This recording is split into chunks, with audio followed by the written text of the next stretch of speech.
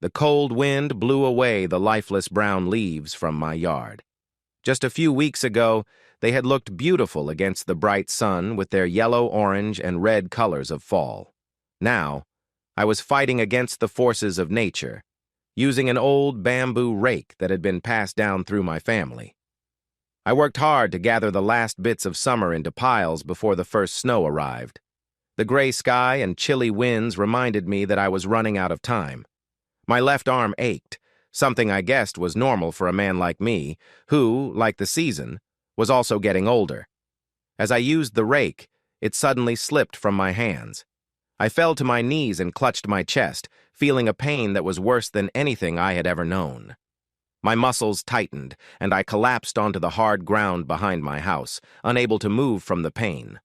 I felt the leaves rustling beneath me as I rolled from side to side. I had to get back inside. I was alone, hidden from the street and my neighbors. Just when I thought I might manage it, another wave of pain hit me. I curled up tightly, struggling to catch my breath. I felt my heart racing in my chest when, far away, I heard a voice. "I love you," it whispered softly. It felt familiar. It was almost like a dream, yet so real. No, it was a memory. I heard it again. "I love you with all my heart." This time I recognized it. It was a voice I hadn't heard in over 50 years, the voice of my high school sweetheart, my first love. "Tanya," I said, my voice weak. Saying her name took me back to a warm summer night in my hometown. We lay under the stars, feeling the excitement of being together, our hearts racing. Tanya smiled at me and touched my cheek gently. "I love you," she said. "I love you with all my heart." I still remember how our story began.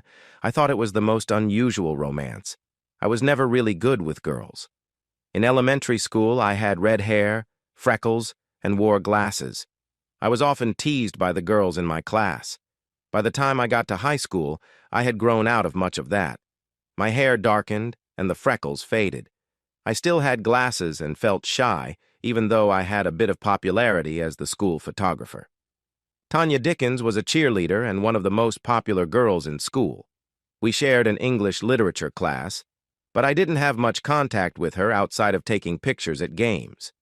I still remember that chilly November night after a football game when someone tapped me on the shoulder. I turned around and saw Tanya in her winter coat over her cheerleading outfit. "Hi, Brent," she said, sounding like an angel. "If it's not too much trouble, could you give me a ride home tonight?" I felt my heart race. Be cool, I thought. Don't get nervous. "Sure, Tanya. No problem." My mind felt relieved. I did it. I talked to her and didn't embarrass myself. At least not yet. It was only a 10-minute drive from school to her house, but it felt like the longest 10 minutes of my life. She didn't wait for me to open the car door for her like a gentleman. As soon as I stopped, she opened the door herself, flashed me a smile that could light up a room, and simply said thanks. Moments later, she disappeared into her house, leaving me alone in the car, feeling like a silly puppy. Driving away, I thought to myself that I would remember this night forever. The night Tanya Dickens rode in my car. Little did I know, there would be many more nights like this. The following week was just like any other week at school until Friday in English literature. I was already in my seat when I felt a hand on my shoulder. I looked up and saw Tanya's smiling face again. "Are you taking photos at the game tonight, Brent?" she asked. "Sure, I'll be there," I replied, trying to keep my nerves in check. "Could you give me a ride home again?" she asked. I could hardly believe it 2 weeks in a row. "Absolutely," I said, and immediately wondered if I sounded too eager. "Great," she said happily. "I'll see you tonight then." That night, all I could think about was taking Tanya home again. What if she wanted to chat? What would we say? I was so nervous that I almost forgot to take pictures. I didn't snap a single noteworthy photo until late in the fourth quarter. Luckily, I was in the right spot at the right time and got a fantastic shot of the winning touchdown. I heard a voice from my left. "Great shot, kid." I turned to see a middle-aged man talking. He was the head photographer for the biggest newspaper in the state. They sometimes covered high school sports in our area. "Thanks," I replied. "Just a lucky shot." In this game, kid, luck isn't everything. Sports photography needs a good eye and quick timing. You just showed both. Are you a senior? He asked. Yes, sir. The tall man walked closer, pulled out a business card, and offered it to me. You've got talent. If you'd like to learn more about newspaper work after graduation, give me a call. With a smile, he walked away. What a night this was turning out to be. Just then, Tanya ran up and grabbed my arm, excited about our team's big win. Hey, she said, still holding on to me. A bunch of kids are going to the restaurant in town. Do you want to join us, or do you have to head home? Everything was happening so fast. Whose life was I living? Just last week, Tanya rode in my car, and now she was asking me about going out with her.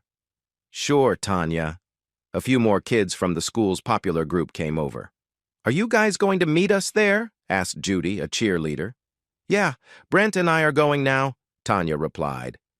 When we reached the restaurant, they pushed several tables together for us. I sat next to Tanya and struck up conversations with several people from this group, almost feeling like I belonged. Our food had just arrived when two more guys from our school came in, Pete and Daryl, the stars of tonight's game. Pete was the quarterback who threw the winning pass, and Daryl was the tight end who made the amazing catch. Hey, Brent, Daryl called out to me like we were friends. Did you get a picture of me catching that pass? I was surprised he even knew my name. Yes, I did, I replied. I got it just as you reached for the ball. Awesome, he exclaimed happily. I'm going to be in the paper. I thought the night couldn't get any better until we were sitting in Tanya's driveway again. This time, I felt ready. Hold on for a second, I said as I got out of the car and went to the passenger side. She smiled and stepped out while I held the door open for her. In that moment, I felt like everything was perfect. Thanks, she said. I had a wonderful time tonight. Then she stood on her tiptoes and kissed me on the cheek. I couldn't even remember how I drove home after that. The next weekend was even more amazing. Our team won the game again, securing their spot in the sectionals. Tanya was so excited that she hugged me and jumped up and down, giving me several quick kisses on the cheek. I felt a bit awkward with her so close to me, and I blushed deeply. I wasn't sure if Tanya giggled because she knew how I felt, or if she was just happy about the game. One thing was for sure, I wasn't going to ask her. Later that night, more kids showed up at the restaurant to celebrate the win. This time, besides talking about the game, everyone was excited about my photograph of last week's touchdown. I felt like I was in a different world, with kids congratulating me and calling me a great photographer. A few days later, my friend Jim approached me while I was at my locker. He had a serious look on his face. Hey, Jim, what's up? I asked. He paused for a moment before asking, Are you really dating Tanya Dickens? His tone showed he couldn't believe it. Where did you hear that? I wanted to be flattered, but I worried about what Tanya might think. I drove her home after games, but if she heard people say dating, she might get upset thinking I started the rumor. It's all over school, Jim said, still looking surprised. Is it true? Are you really going out with her? No, Jim, it's not true. Her house is right on my way home, so I've just been giving her rides after the games, that's all. You don't really think she'd go out with me, do you? I saw a look of relief on Jim's face, like he was glad to hear it. Maybe he thought we wouldn't be friends if I was really dating her. We had to get to class, so after a couple of laughs, he went one way and I went the other, wondering if Tanya had heard the rumors and if she'd still talk to me. A few days later, I felt better when Tanya stopped to say hi in the hall. Either she hadn't heard the rumors or she just didn't care. That Friday night felt normal. Football season was winding down, and it looked like we had a good chance of going far in the sectionals. Tanya and I met some kids at a restaurant after the game to celebrate our team's win. I had been anxious all evening. I knew it was only a matter of time before Tanya heard the rumor about us dating, and I didn't want her to think I started it. As we pulled into her driveway, I decided I had to say something. Tanya, I said nervously, I heard there's a rumor about us dating, and I just want you to know I didn't start it. I saw her smile disappear, which made me think I had messed everything up. It seemed like she hadn't even heard the rumor until I mentioned it. "Are you ashamed of dating me?" she asked. I was confused. I had no experience with girls and didn't know how to respond. Was she joking or was she serious? My dad often said that people can be misleading, and I didn't know what to think. Then, without planning it, I blurted out, "No, Tanya, I mean it. I really like you." As soon as I said it, I wished I could take the words back, but it was too late. I was surprised to see Tanya smile again. "Oh, wow, that's the first time anyone has said that to me," she said. "My parents want to meet the guy who's been giving me rides home. Why don't you come in and see them?" "Oh, I don't know," I replied. "Tonight has been a bit awkward already." "Come on," she insisted. "You haven't done anything wrong. It'll just take a minute." I hesitantly agreed, and Tanya took my hand and led me inside. "Well, you're the young man we've heard so much about," her dad said with a smile as he shook my hand. "Please don't embarrass me," Tanya said to him. He laughed and invited me to sit down. Tanya's younger sister hurried in to see me.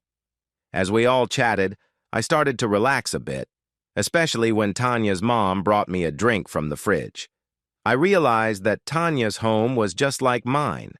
Her dad was straightforward, similar to my own. I felt comfortable with her family, and they seemed to like me too. When it was time to leave, Tanya walked me outside. "I don't know about love, Brent," she said honestly, "but I really like you. If you ever want to ask me out for real, I'd be happy to say yes." Then she wrapped her arms around my neck and gave me a quick kiss on the lips. It was my first kiss. I thought to myself, if something were to happen to me right now, I would have no regrets. I had just kissed Tanya Dickens. As I drove home, excitement filled my mind. What should I do? I had never been on a real date or had a girlfriend before. I needed to talk to someone for advice. But who?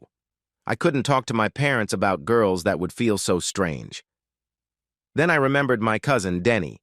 He was married and 9 years older than me. He and I were more like brothers. His wife, Cindy, was very pretty too, not as pretty as Tanya, but still lovely. Tomorrow was Saturday, and Denny didn't have to work, so I could go over and chat with him. Saturday morning at breakfast, all I could think about was Tanya and our upcoming talk. First, though, I needed to help my dad finish up the yard work. He handed me one of the new bamboo rakes he had just bought, and we spent the next 4 hours raking and burning leaves. After dinner, I told my parents I was going to Denny's for a little while. They reminded me to come home early because we were all going to church on Sunday. When I arrived at Denny's house, I was happy to see Cindy in the kitchen doing dishes. Denny and I settled in the living room. He must have sensed something was on my mind as he asked, "Okay, Brent, you look worried. What's going on?" I lowered my voice a bit so Cindy wouldn't hear me and said, "I need some advice. There's a girl at school. I really like her and, well, I want to ask her out, but—" "Hey, man, it's about time," Denny interrupted. "Who is she? Is she cute? Cindy, come in here. Brent has a girlfriend." There went my private conversation, I thought. Cindy came into the living room with a big smile on her face and sat next to me on the couch. I could already feel the embarrassment creeping in. "Brent, that's great," said Cindy. "Do we know her?" "No, I don't think so. Her name is Tanya Dickens. She's one of the cheerleaders at school." "One of the cheerleaders?" Denny said, sounding surprised. He leaned forward, interested. "I think that's great," Cindy added. "Yeah, she's really special," I said proudly. "But I want to take her out, and I don't really know what to do." Before I could finish, Denny jumped in again. "Man, just be confident." I looked at him in surprise, feeling a bit awkward. Cindy gave me a sympathetic look. "Brent, you're a great guy. Just be yourself and you'll be fine." "Oh gosh, Cindy," I said nervously. "She could have any guy she wants. I don't really know why she seems to like me." "What do you mean? You're smart, funny, and good-looking. Any girl would be happy to go out with you." "I don't know, Cindy. It feels hard to believe that she'd really like me. Plus, I have no idea where to take her or what to do." Cindy thought for a moment. "How about taking her to a movie? It's always a good option. Pick a nice romantic comedy or let her choose. When the lights go down, You can put your arm around her. After the movie, you could invite her to a restaurant. If you're worried about conversation, you can talk about the film you just saw." "Yeah," I said, imagining myself with my arm around Tanya.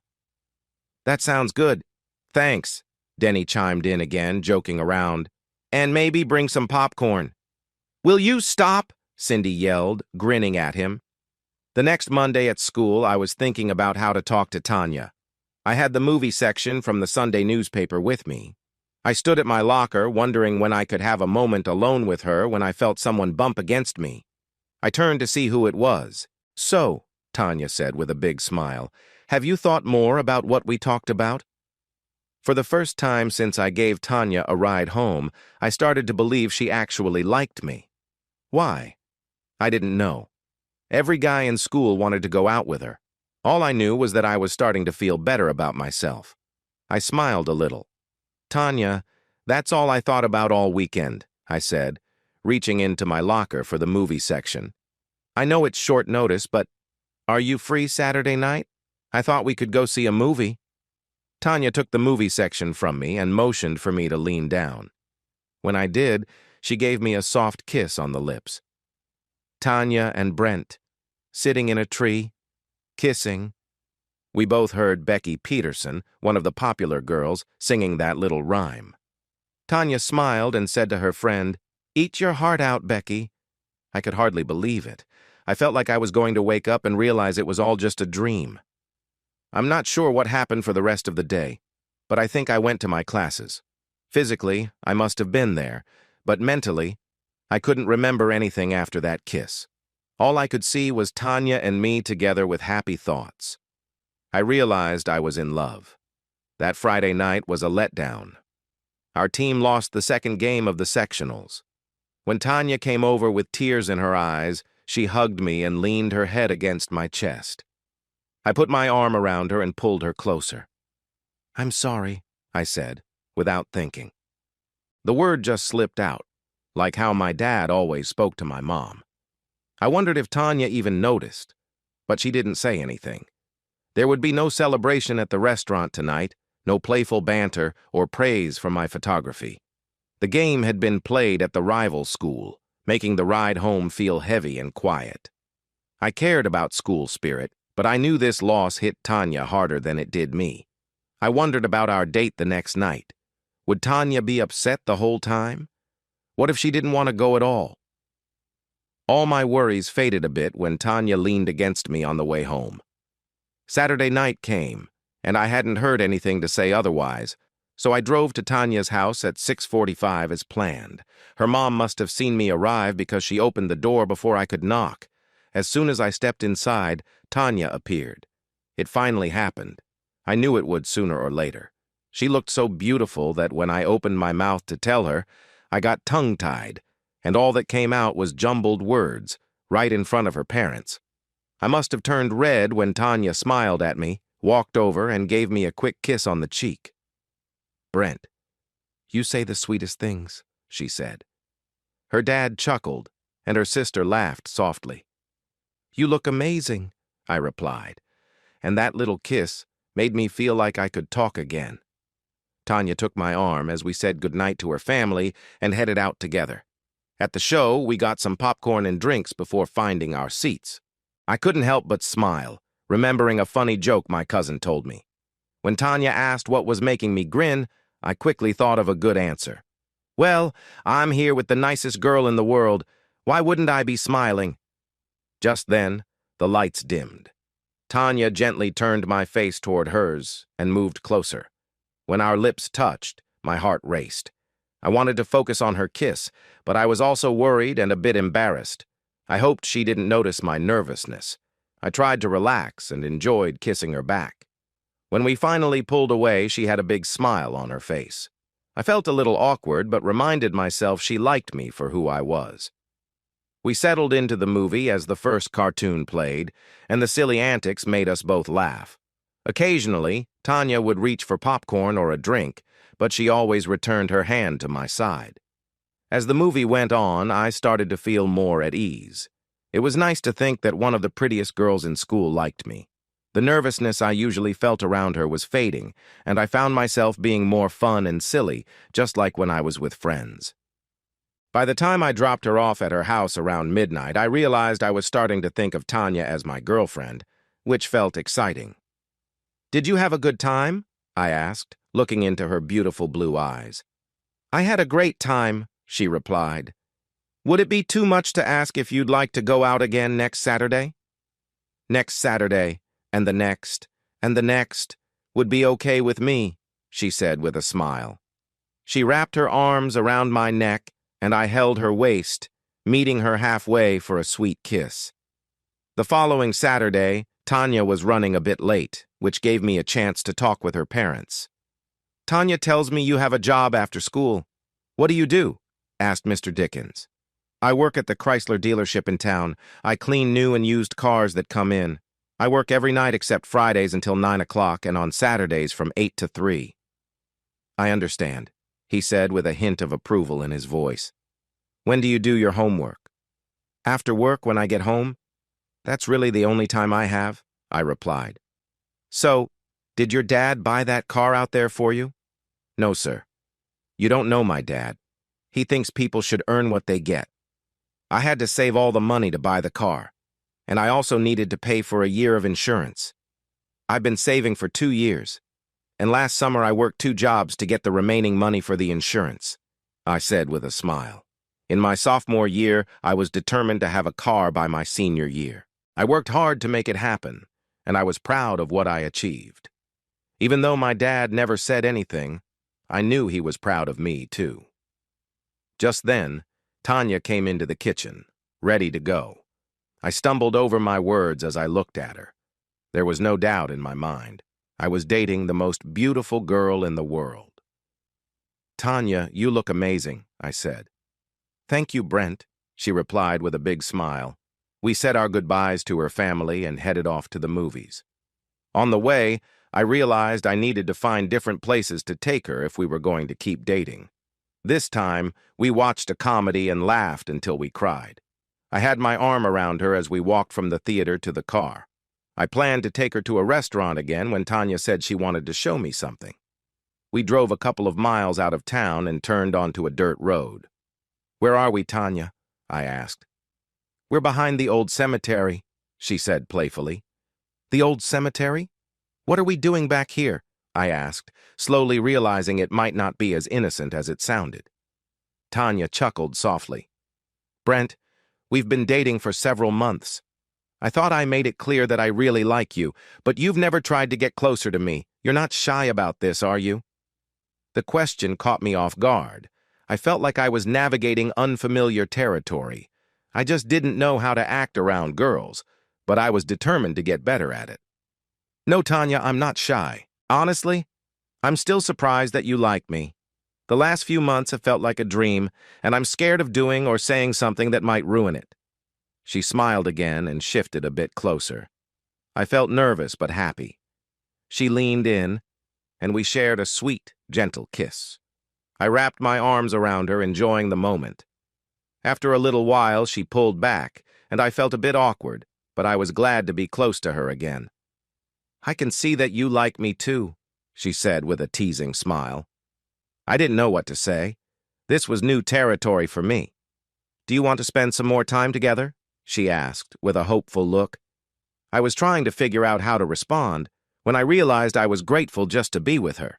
Here was the girl of my dreams, the girl I loved deeply, the girl I would do anything for. She was offering me a chance to be close, and I felt completely unsure of what to do. It was time to meet my cousin Denny again for a more serious talk. "Tanya," I said, feeling shy, "have you ever—" "Had a close moment?" she gently guessed, finishing my thought. "Yeah," I admitted, feeling embarrassed. "No, I haven't, and I bet," she said with a smile, "you haven't either." I gave a little nervous laugh. "What gave it away?" She laughed back. "Tanya, just so I don't embarrass myself any more than I already have tonight, are you saying you would like to have your first close moment with me?"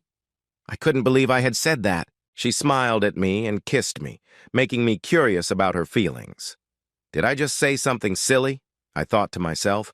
Finally, she pulled back a little and looked into my eyes. Yes, Brent, that's what I mean. My hands felt sweaty and my heart raced. I was sure I looked scared. Tanya smiled, closed her eyes, and kissed me again softly. I started to relax until I felt her hands move a little. I was surprised by the newness of it all.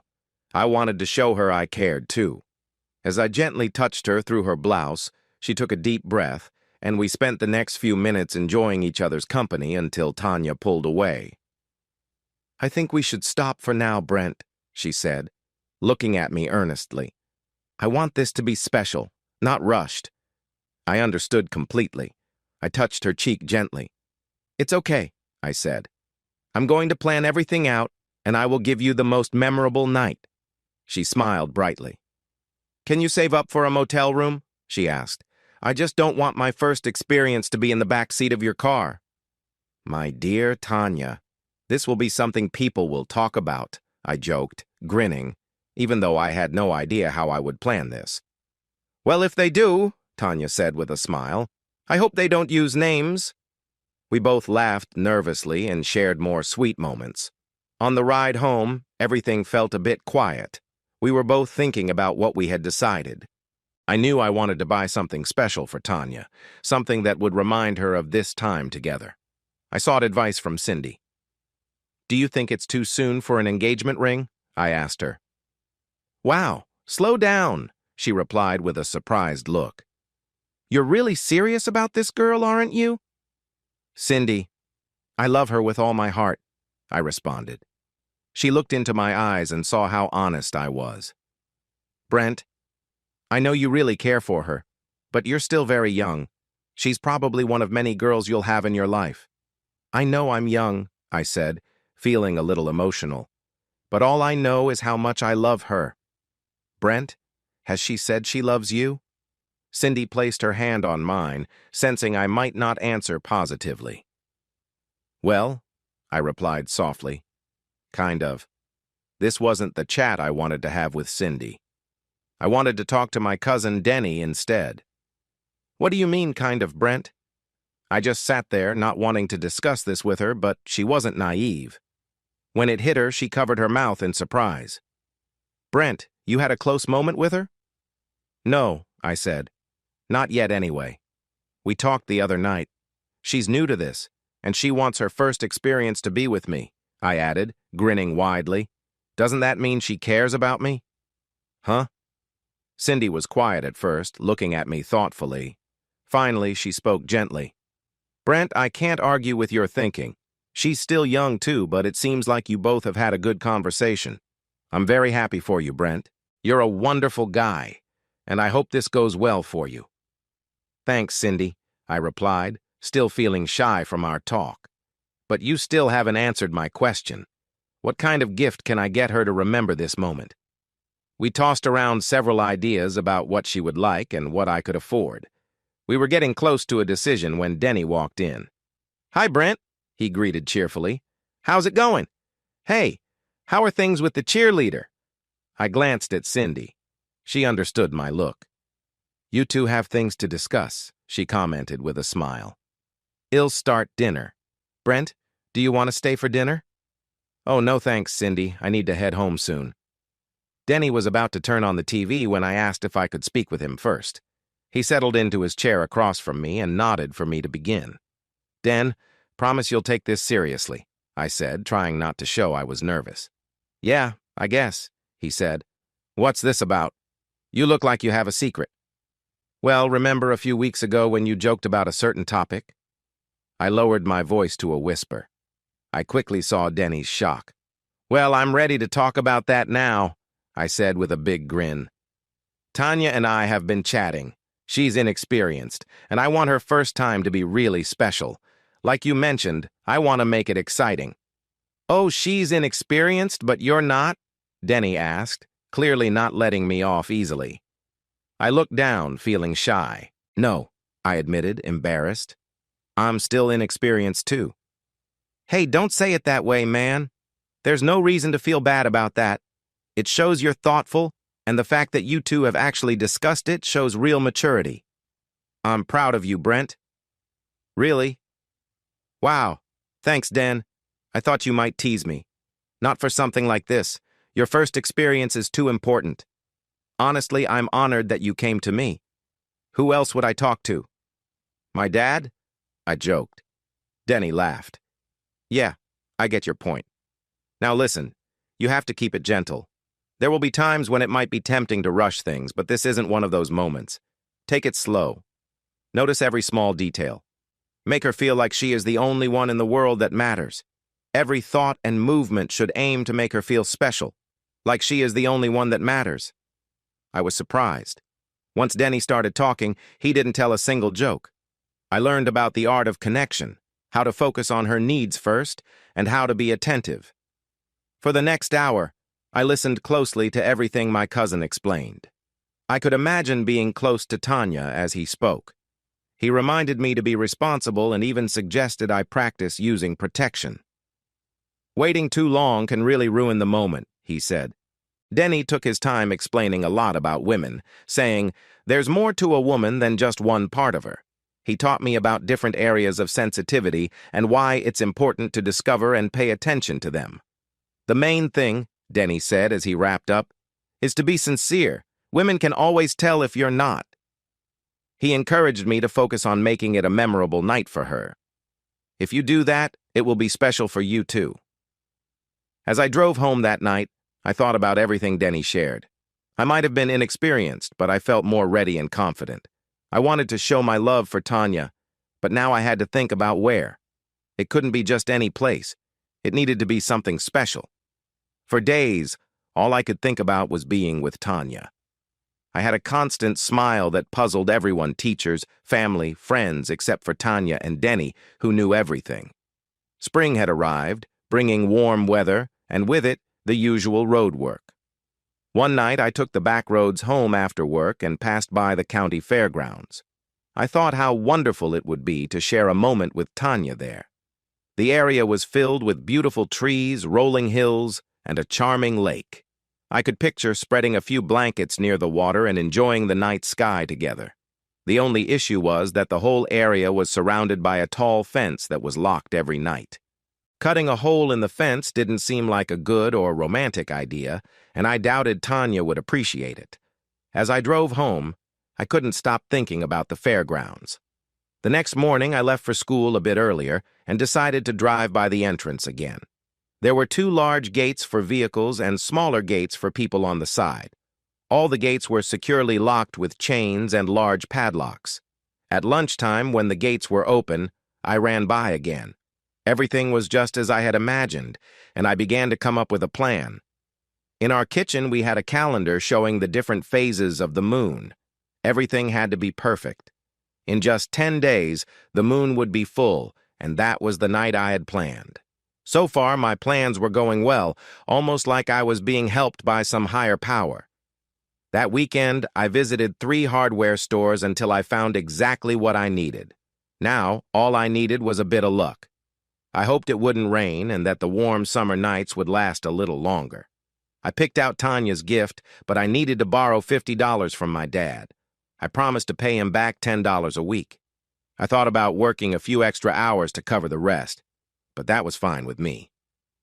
After a week and a half of planning and a lot of hoping, the big night had finally arrived. Tanya knew I had something special planned, but she didn't know what it was.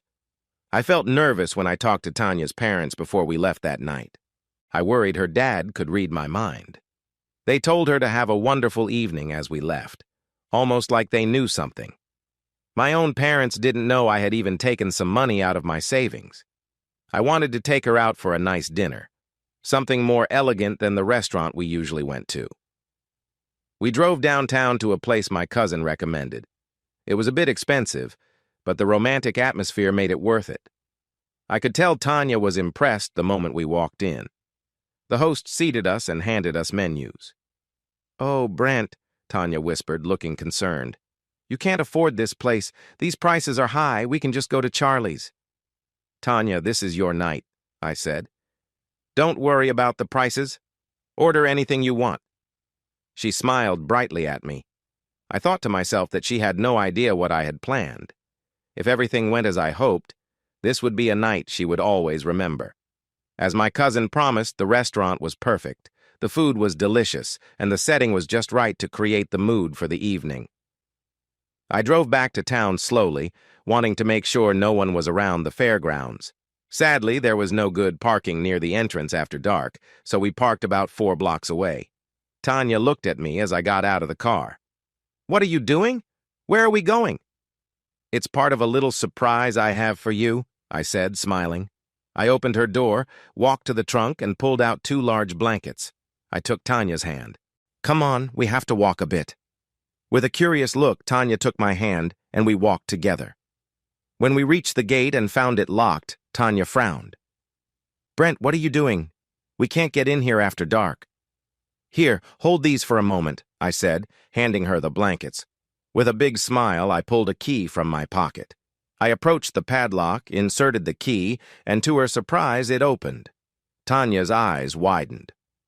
"Where did you get a key to the fairgrounds?" she asked, clearly shocked. I stayed mysterious and just smiled as we went inside. I reached through the fence and locked the gate behind us. "I'll take those now," I said as I took the blankets back from her. I wished I had a camera right then to catch the look on her face. I thought to myself, that was a clever trick, like something a magician would do, but not really. When I came back at lunch that day, I saw they left the locks open and hanging on the chain after opening them in the morning. All I had to do was find a matching lock and switch them before I picked up Tanya. They would use my lock to close up that night, the one I had the key for. Before we left that night, I just had to switch the locks back. Tanya put her arm around my waist and I did the same. We walked the path that led through the covered bridge and down to the lake. I found a good spot and spread out both blankets, one on top of the other. It felt soft, like a cozy bed. We lay next to each other and looked up at the bright full moon in the sky. "I don't know how you did this, Brent, but this has been the best night of my life," she said, as if in a dream. I put my right arm under her neck and pulled her closer. I reached into my left pocket and held her next surprise. "Look," I said, pointing into the sky. "That's the North Star." As Tanya looked where I pointed, I held the thin gold chain and let the pendant drop into her view. There, hanging from my hand, was her gift, a gold heart with a small diamond in the center. She gasped and reached out. I placed the chain in her hand. "For you, my dear," I said softly. It took her a moment to speak. "Oh, Brent, it's the most beautiful thing I've ever seen," she said, almost without breath.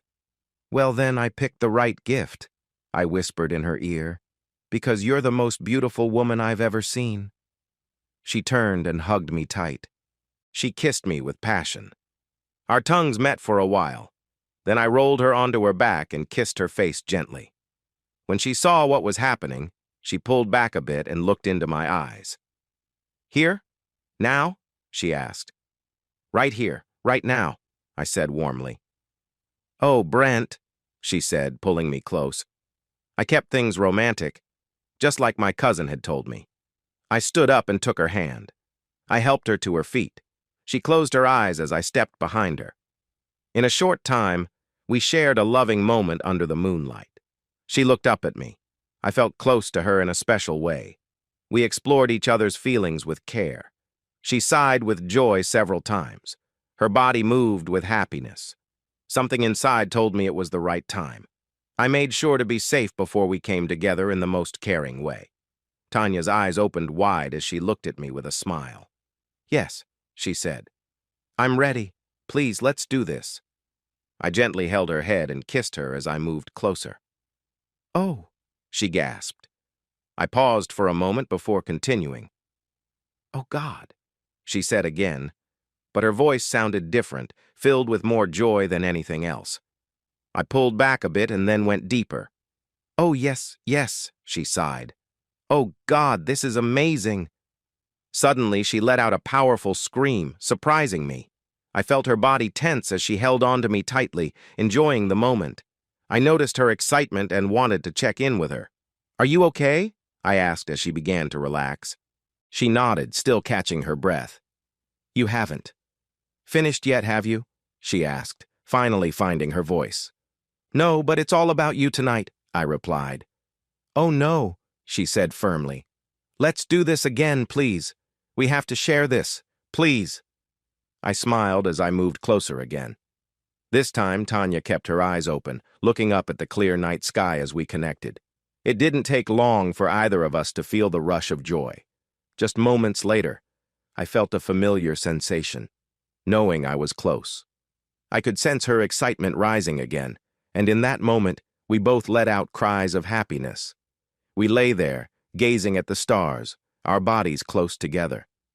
I love you, Tanya whispered. I love you with all my heart. I felt proud to have given her such a special night. I love you too, Tanya, possibly more than you'll ever know.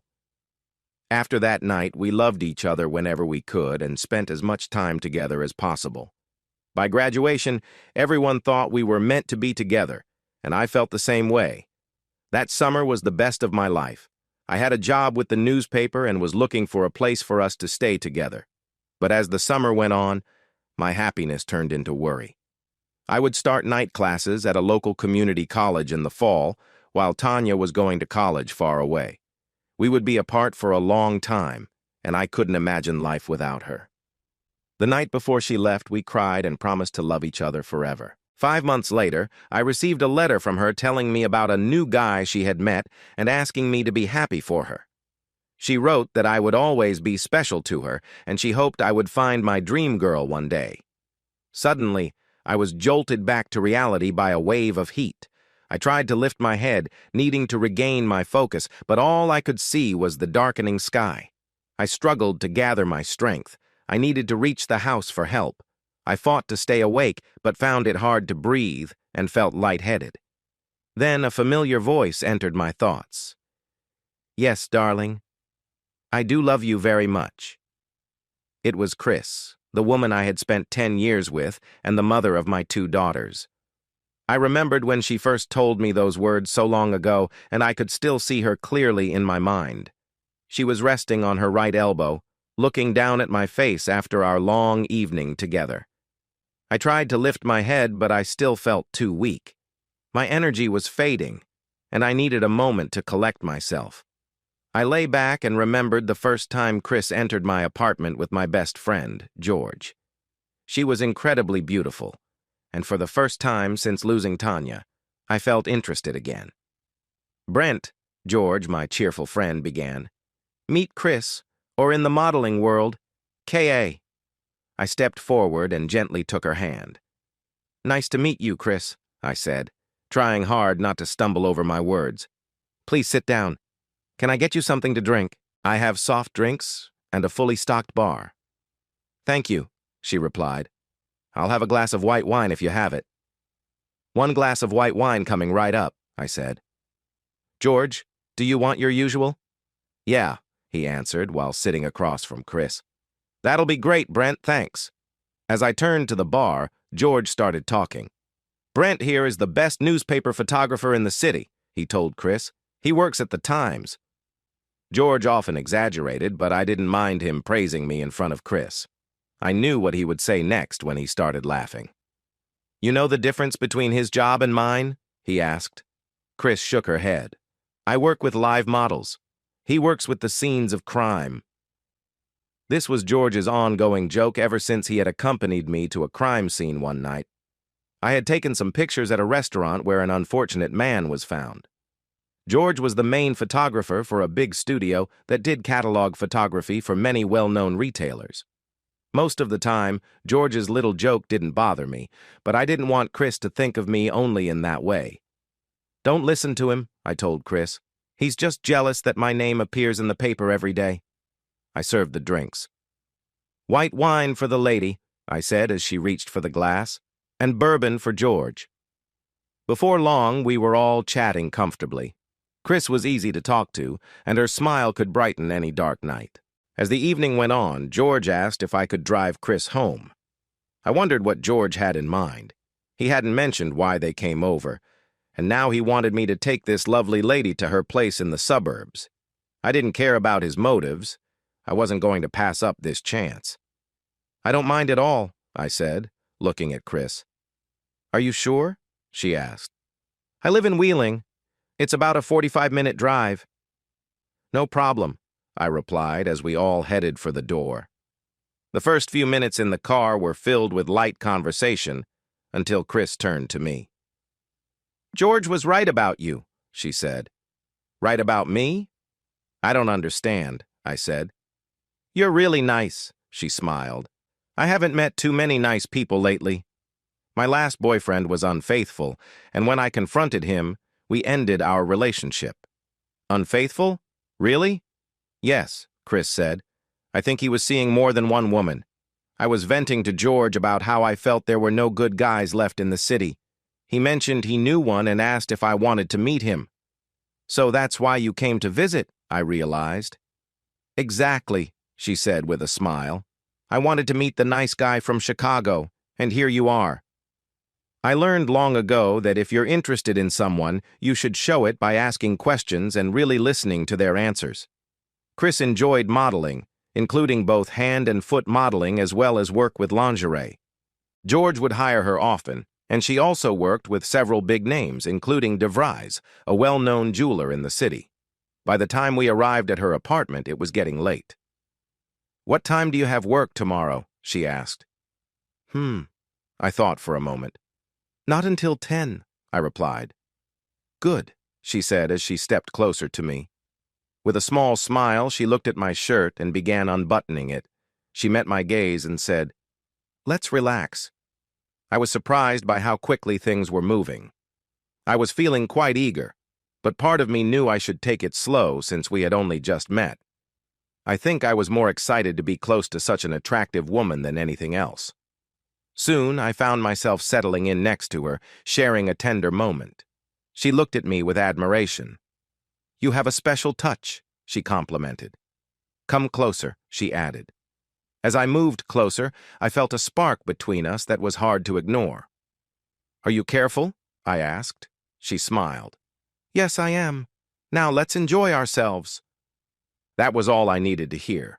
We shared a moment of connection that felt intense and meaningful. Oh yes, she said, lost in the moment. I could feel her joy as we moved together, and everything around us faded away.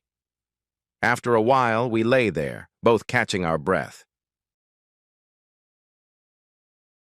You're not just a nice guy, she said, being the first to speak, but you're also quite good at this.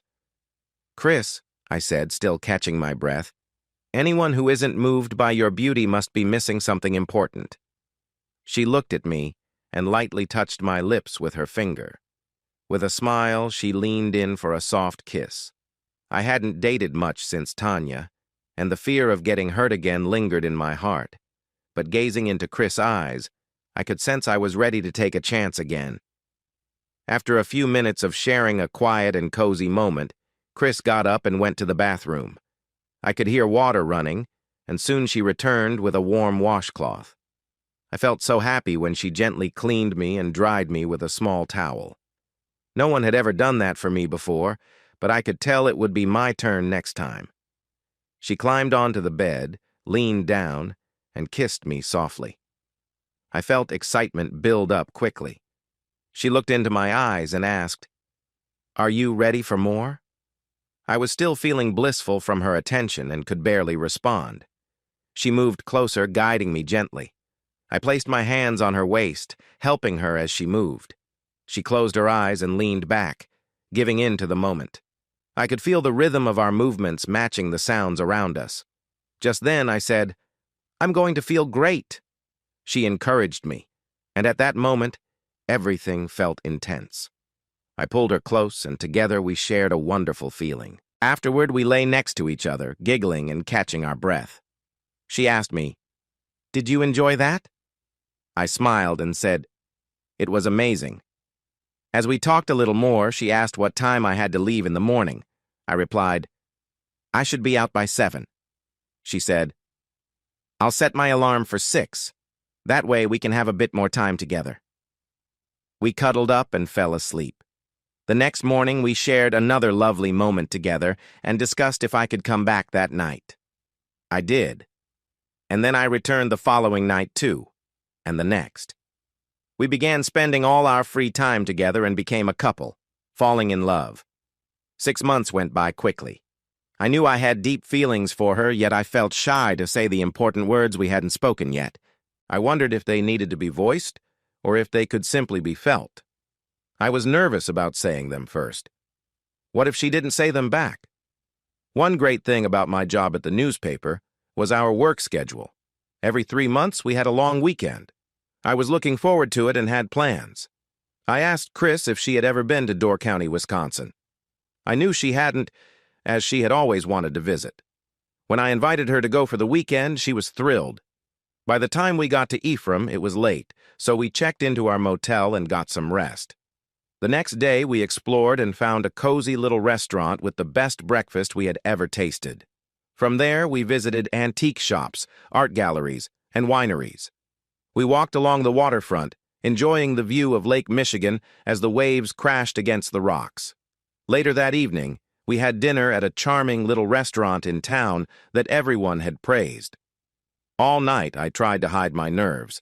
I needed to ask a big question, one that would change everything for us. When we returned to our room, we both felt like we needed to freshen up. She stepped into the shower first, and I followed shortly after. We washed ourselves and shared some playful moments. After drying off, we hopped into bed, feeling excited and connected. I laid back, and soon I felt a familiar spark again.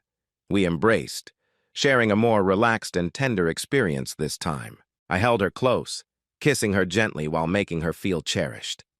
We spent a lovely time together, savoring every moment. After a while, I realized I needed to ask her something important. "Honey?" I started. "Uh-huh," she replied sleepily. "I need to know. Do you love me?" Chris looked at me, propping herself on her elbow. "Yes, darling, I love you very much." That was exactly what I needed to hear. I smiled and kissed her gently.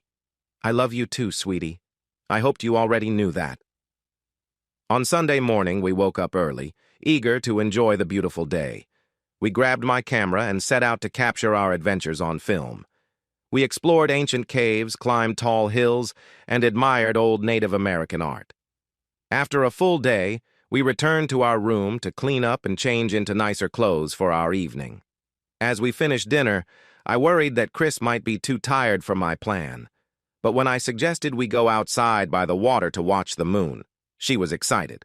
We changed into warm, comfy clothes and walked to a little bench outside our room. As we sat close together, the gentle waves of Lake Michigan washed up to the sand near our feet. Chris turned to me and with a sweet kiss said, "This is really nice. Thank you for this weekend." I smiled.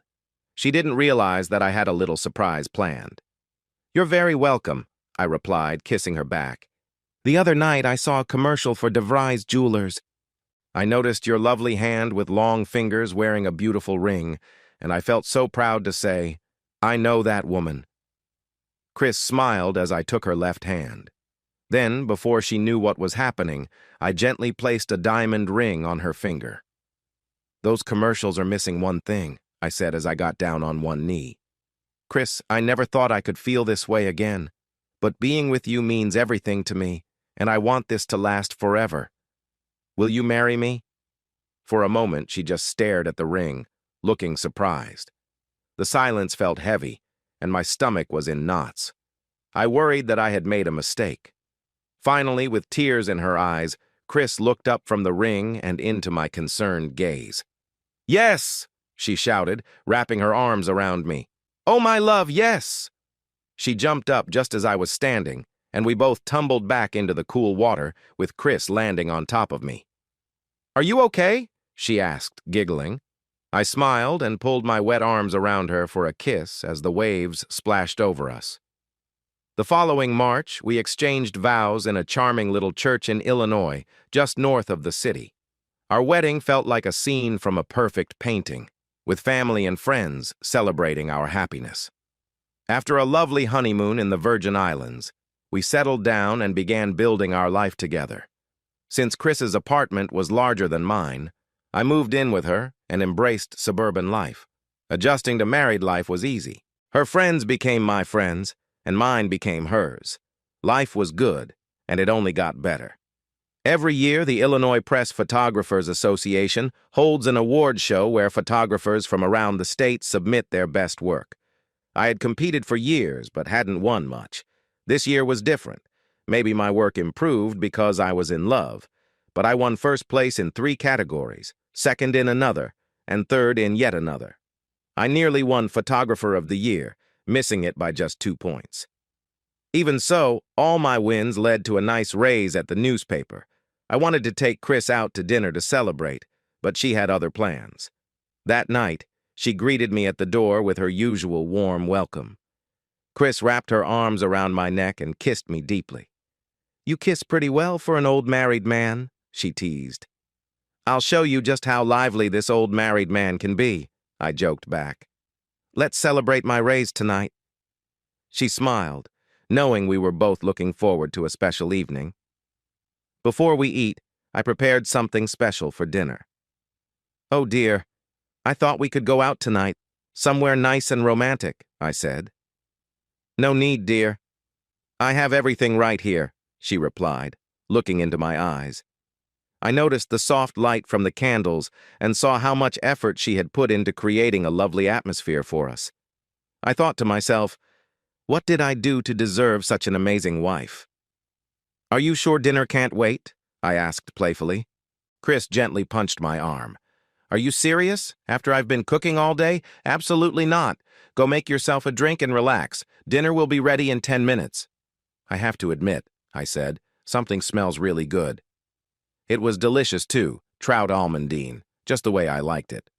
After our romantic candlelit dinner, Chris poured some after-dinner wine, and we settled down on the couch for some relaxation. "So," Chris began, "you want to be playful tonight, huh?" "Honestly, there's no better way to celebrate than to be close to my wonderful wife. I was going to take you out, but this trout was as good as anything we could find at a restaurant. Thank you so much for the lovely dinner. Of course I want to be playful, but first, there's something I need to ask you." Looking into her eyes, I felt I could almost read her thoughts. She seemed serious. "Is something wrong?" I asked. "No, not at all. I want to be close to you, but first, I want to know if you want me to stop taking my pill. I haven't taken one today, and I would like to stop altogether." I must have looked surprised. "Honey, I want to have your baby. I want to get pregnant. What do you think?" I couldn't hide my happiness. My eyes filled with joy, and I pulled her close, covering her face with kisses. "Oh, how I love you," I told her. "No one has ever loved someone as much as I love you." She kissed me back with equal passion. "I love you too, my darling. Should we lie down and start our family?" I picked her up in my arms and carried her to the bedroom, gently laying her down. I reached behind her neck to loosen the string of her dress, which accentuated her curves. When I slipped off the dress, I discovered she had nothing on underneath. As I joined her in bed, we turned toward each other and kissed. To me, being close was a special thing. It was a way to express my love and commitment to her, a bond meant for life partners. That night, my heart swelled with pride, feeling like a father as I hoped for our future together. It would be almost 3 months before Chris went to the doctor. Before cell phones, the best way to contact someone traveling, like a newspaper photographer, was with a beeper. When mine went off and I saw our doctor's number, I pulled over and called using a payphone. The office answered, and I heard them call my wife's name to let her know I was on the phone. "Honey," Chris said with excitement, "you're going to be a father." My heart raced, and I could hardly speak. I just held the phone to my ear. "Honey, are you there? Did you hear me? You're going to be a daddy." Yeah, honey. I heard you. I just can't talk. I'm 2. I can't believe it. I'm really going to be a dad. You're a mom, and we're going to be a family. Oh my God." Tears filled my eyes. "Honey, I love you so much." I was so emotional that I started to sniffle. Chris could hear it on the phone. "I love you too, honey," she replied. "You're going to be a great dad." "Honey, I have 2 more tasks, and then I'll be done for the day. You'll see if I can leave a bit early. How about a nice dinner out tonight? You choose the place, anywhere you want, honey. My darling, you read my mind, she said. How about that little Italian place on Sheridan Road overlooking the lake? I'll make the reservations as soon as I get back to the office, I replied. We exchanged happy goodbyes, and I stopped to pick up some cigars. Later that night, we enjoyed a lovely Italian dinner, holding hands across our candle-lit table. After eating, we shared a glass of wine and watched the big yellow moon rise over Lake Michigan. Our waiter wondered if we were newlyweds.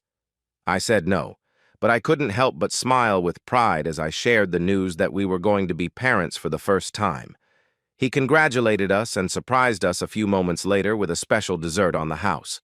9 months later, after pacing nervously in the waiting room for over 4 hours, a nurse came in to announce the birth of my daughter. She led me into the recovery room to see Chris and our newest family member.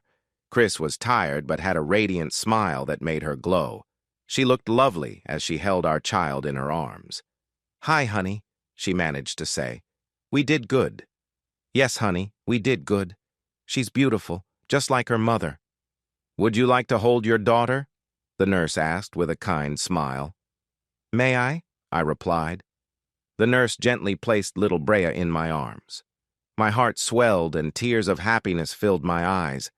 I had never felt such joy. I noticed that both the nurse and my beautiful wife had tears of joy, too. Our apartment was big enough for the 3 of us, so we didn't need to rush into buying a house until a year and a half later when Brea's sister was born. We became a family of 4, and I felt incredibly blessed. However, as time passed, space became tight. A couple of months after Catherine was born, we began searching for a new home. As soon as we started looking, we realized it would be challenging to find a place that fit our growing family and our budget. After a long day of work, I walked into my office and was suddenly met with a bright flash of light. I stopped in my tracks and blinked, unsure of what just happened. A voice said, "Now you know how people on the other side of the camera feel." When my vision cleared, I saw my coworkers smiling at me. "Surprise," I heard someone say from the group. I looked around, trying to figure out what was going on. "Someone told us," said Terry, a photographer I worked with. "Today's your 10th anniversary here." "Happy anniversary," everyone shouted as Jenny, the office assistant, came over with a cake topped with 10 candles. It seemed like a celebration was happening, so I thought I should call Chris and let her know I'd be home late. When I spoke to her, she asked how late I would be. I said about an hour, and she replied okay, but asked me to not stay out too much longer since George was at the house and wanted to talk about something. I had a great time at the party and walked into the house feeling good. Chris greeted me warmly as usual. "I held off dinner for you, honey. George is going to join us if that's okay. Oh, and one more thing," she said, giving me a tight hug and a quick kiss. "Happy anniversary. I wish I had known." "Well, I didn't know either until the party," I said. I entered the living room. "Hi, George. How are you?" "Doing well," he replied. "I hear congrats are in order. 10 years already? Wow, time really flies." Just then, Chris called us to dinner. She helped the girls eat while I took care of Brea. George took care of himself. After dinner, Chris took the girls to get ready for bed, and George wanted to talk to me, so I got us some drinks and sat down on the couch. "Brent, do you know Don Del Noto? He has a little photography studio off Ohio Street." "I know I've seen it, but I don't know him. Why?" "He's selling his studio, and I think you should buy it." I was surprised that George thought I should buy a studio since I was a press photographer. "Listen to me for a second, Brent. We send a lot of our small product photos to him. We probably give him almost $100,000 a year for work we can't handle." I wasn't sure I knew how to run a studio, but the idea of that money caught my interest. George continued, "Del Noto has a brother in Vegas who is very ill. He wants to sell the studio and go take care of him. I talked to him recently and he's willing to sell the whole business for the price of the equipment." "George, I doubt I could afford it. What's the equipment worth?" $40,000, he replied. "But we're trying to buy a house right now, so I can't come up with that kind of money." "Brent, the house can wait. If you let this chance go, you'll regret it for a long time." Just then, Chris came out from putting the girls to bed with a slight smile. "So, what do you think, honey?" she asked. "Think about what?" "Well," George hesitated. "Maybe I shouldn't have said anything, but I just couldn't help mentioning the studio." "How do you feel about it?" I asked Chris. "I think it's your decision, honey. But I heard something about the house while I was in the bedroom. If you're worried about buying it, don't be. This apartment has been just fine for us. You need to do what feels right. You should listen to your heart, your mind, and your instincts. Remember, whatever choice you make, I will always support you completely. I believe in you, my love. I know you can achieve anything you want to, and whatever you choose, you will have the love and support of our family with you all the way." Wow, I thought, still amazed by Chris's words. Was this really possible? After 10 years of driving around the city at all hours, and sometimes going into risky places to cover news events, it would be nice to have regular hours and work from one place for a change. I looked at George, who was smiling at me. Then I glanced back at Chris as she sat next to me, putting her arm around my shoulder. It struck me how fast life can change. I was 28, and press photography had been all I knew. Now I was seriously thinking about a new career. It felt daunting, but with George's help and the strong support of my wife, I felt hopeful. "George," I said, turning to him, "I'm not making any big decisions yet, but I would like to talk to this guy. I need to check how solid his lease agreement is and how long it lasts. I also want to make sure I'm not stuck with any debts. All bills would need to be settled before I accept anything." "Brent, my friend," George said, placing his hand on my knee as he stood up. "I'll arrange a meeting with Don. He's a great guy, and I've worked with him for years. I don't think you'll have any trouble agreeing on things, and you'll find him to be very trustworthy. He'll call you Monday or Tuesday. I'm sure you can meet right at the studio and take a look around." Chris and I said our goodbyes to George, and then relaxed on the couch, holding each other. Chris knew I had a lot on my mind. "You know what you need," she said. "I know what I want to do," I replied with a smile. I didn't need to say more. Chris understood perfectly. "First," she said, "you need a nice warm bath with your own personal helper, which is me, of course, to pamper you. After the bath, you can stretch out on the bed and he'll give you a massage. He'll work on all those tight muscles until they relax. Then I'll show you how I can make you feel good." "Sounds great," I said with a big smile. "When do we start?" "Right now," she said, standing up and taking my hand to lead me toward the bedroom. Chris did everything she promised and more.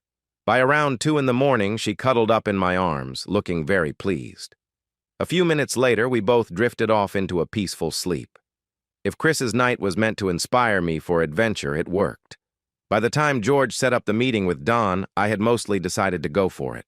As long as there were no surprises, everything looked good, and I could get a business loan, Del Noto's photo studio would soon have a new sign out front. Brent's commercial photography was created, and I never regretted opening that front door. At first, George would send me work during the day and come over later to show me how to set up and take photos. Soon, though, I was doing everything by myself. I worked hard and even impressed George with new lighting ideas I discovered on my own. I gradually sent my older cameras to the factory to be improved and refurbished. In my first year, I earned a little over $125,000. By the end of my second year, I was up to $200,000, and in my third year, my earnings exceeded $250,000. I soon realized I couldn't manage everything alone, so I hired an office assistant to help make appointments, keep records, and handle other tasks. My landlord, Del Noto, started to regret not raising my rent when I first moved in.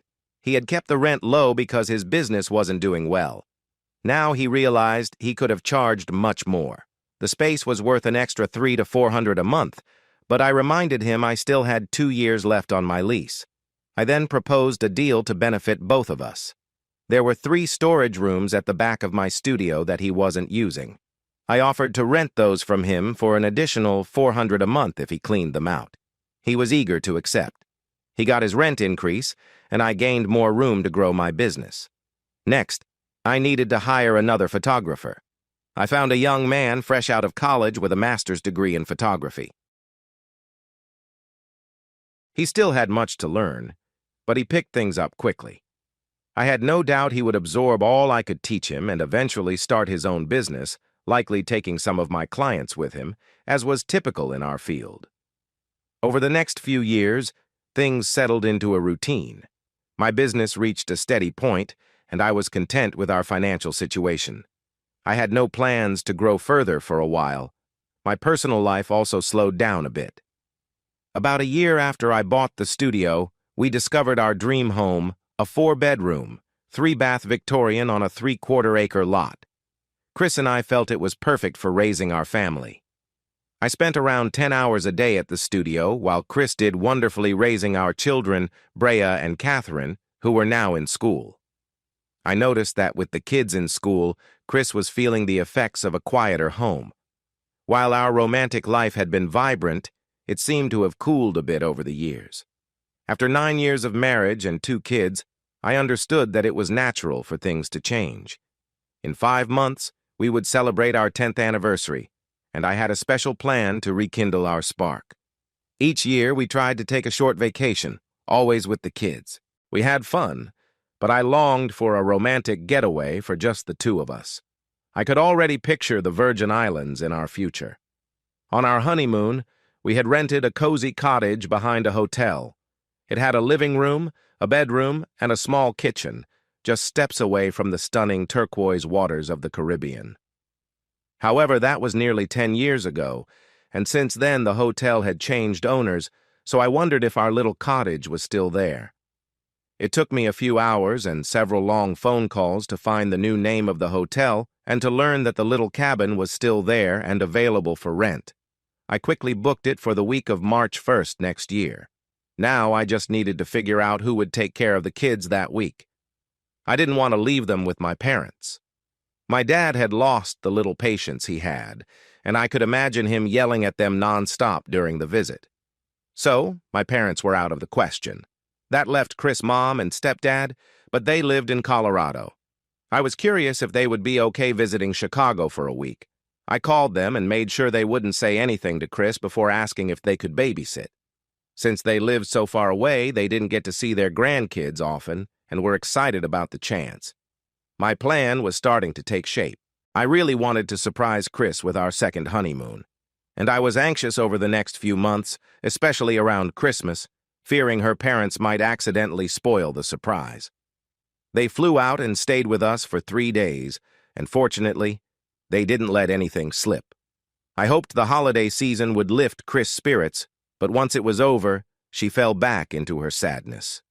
Our intimate life was suffering more than before, and I was counting down the days until March. On February 27th, Operation Little Grass Hut was officially underway. I arranged for a limousine to pick up Chris' parents from the airport and bring them directly to our home.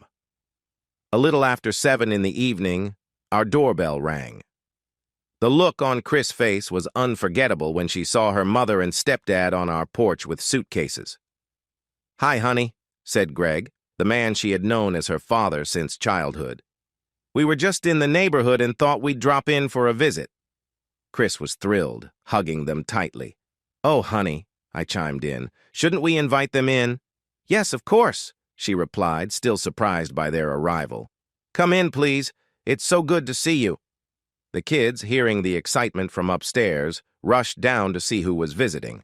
They were overjoyed to see Grandma and Grandpa, and it took a few minutes for everyone to settle down. Chris was clearly full of questions, but we weren't finished with the joyful greetings yet. Once we took a moment to breathe, I brought out some snacks for everyone. "How did you get here from the airport?" Chris asked, eager with curiosity. "Brent sent a limo for us," said Audrey, Chris' mother. "Brent did?" Chris looked at me, surprised. "You knew they were coming and didn't tell me?" "Honey, I wanted it to be a surprise," I explained. Chris smiled at her parents.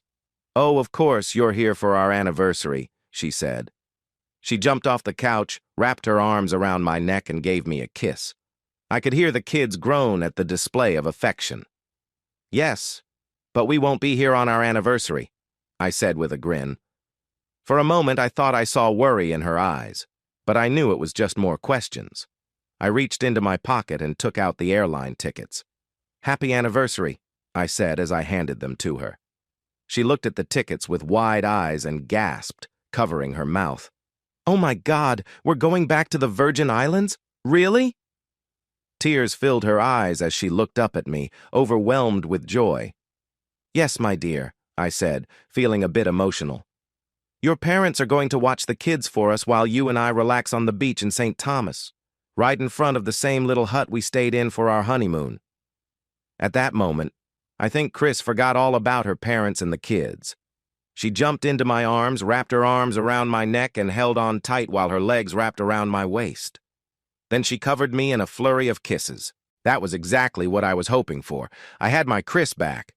St. Thomas was even better this time than it was 10 years ago. For one thing, we had more money to spend. The hotel had a new owner, but it hadn't changed much. We enjoyed our dinners at the same outdoor restaurant and even fed the iguanas with our leftovers. During the day, we explored the many unique shops around town. We went hiking in the mountains, swimming in the ocean, and took pictures of all the historical sites. One spot Chris loved was a beautiful old tree, old enough to have seen Sir Francis Drake standing on the bluff, overlooking the bay, waiting for a ship filled with treasure. In the evenings, we went to the outdoor bar we had loved before. It was right on the beach, and we enjoyed our drinks while the warm waves touched our toes. We were closer than ever. I was thrilled to have my wife back, and we spent a lot of time enjoying each other's company. We even stayed up all night. After having a couple of drinks, we returned to our hut. Before getting comfortable, I took my time undressing Chris, carefully working on each button and clasp. Once we settled in, we lay facing each other, looking into each other's eyes. For a moment, I thought I saw a hint of something else, maybe guilt, but I brushed it off. What could Chris possibly feel guilty about? Chris closed her eyes as I showered her with gentle kisses, and I knew I would be quiet the next day. But I didn't mind spending the night making her happy. We felt young again, and we lost track of time, enjoying every moment. Finally, exhausted, we cuddled and exchanged soft goodnight kisses. A little while later, we both started laughing as sunlight peeked through the window. It was time to get up. Chris squeezed my hand as she watched the island shrink in the distance. A small tear rolled down her cheek. "We'll be back," I assured her, trying to lift her spirits. "And it won't take us another 10 years. It's true what they say about travel. No matter how wonderful the trip, there's nothing like being home." When we arrived, the kids were the first to spot us and ran to the car, showering us with hugs and kisses. The grandparents waited inside with big smiles. From the looks on their faces, I could tell everyone had a great week. Once inside, we enjoyed another round of hugs and kisses, and of course we brought gifts for everyone. Both Catherine and Brea were thrilled with their seashell jewelry. Chris gave her mom a lovely precious stone necklace, and I surprised Greg with an expensive gold watch. I won't even mention how much I spent on Chris during our trip, but after all, it was our anniversary. The next day, we took Chris's parents to the airport and thanked them deeply for their visit. After they left, things went back to normal, except for our time together, which remained as lively as ever. For the past 5 years, we had been in charge of the neighborhood 4th of July party. We had a great grill and a nice big yard, so we were happy to host. Chris loved sending out the invitations and always came up with fun ideas.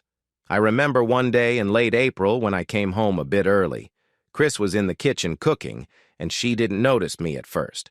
Her laptop was open on the table with the list of people she wanted to invite.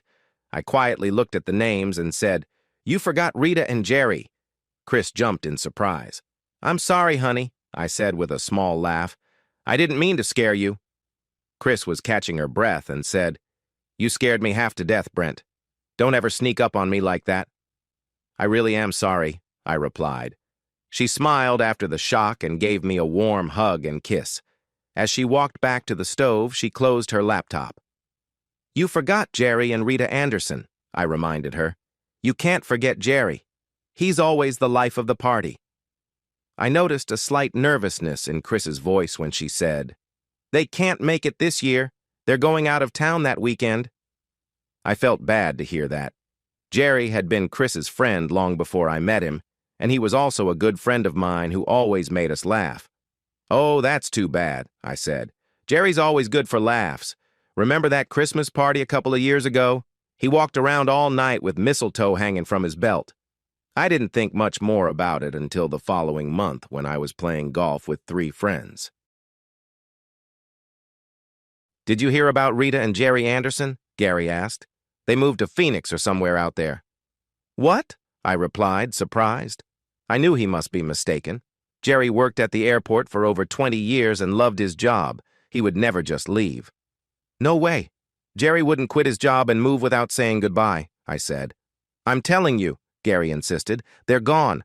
I heard they were having issues and Jerry might have been seeing someone else." "No way," I said. "Jerry wouldn't do that to Rita."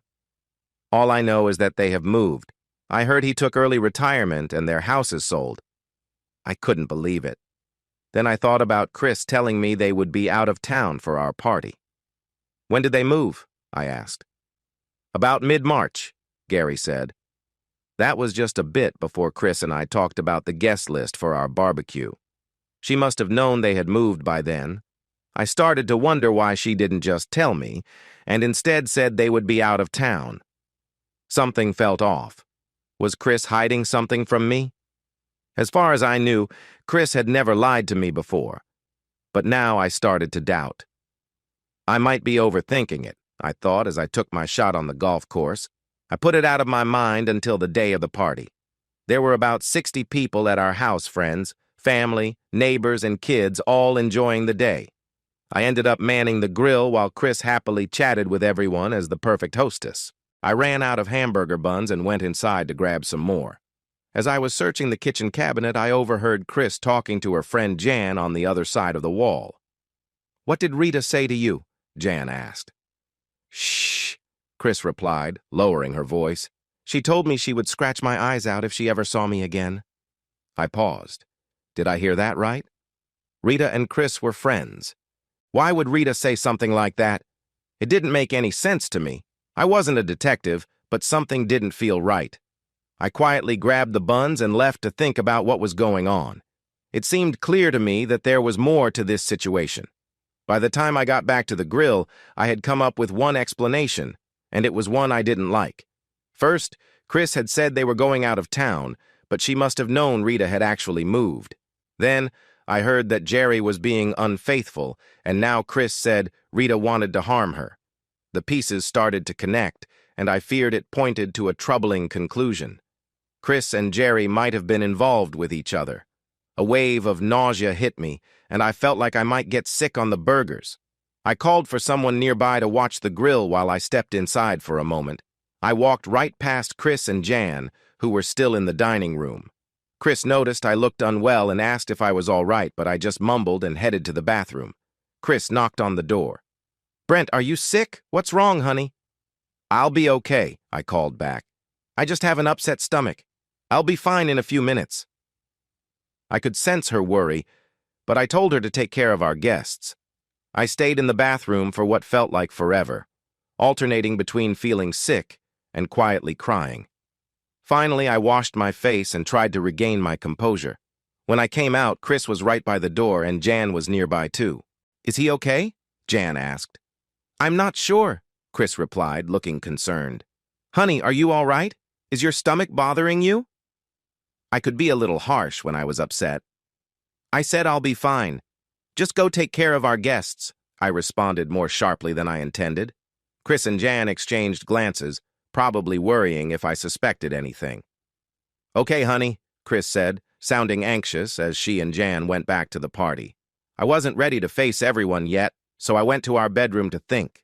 I sat on the edge of the bed, burying my face in my hands. I had to be mistaken, right? I couldn't imagine Chris being unfaithful, especially not with Jerry. He was funny, but certainly not charming in that way. No, this must have been a misunderstanding.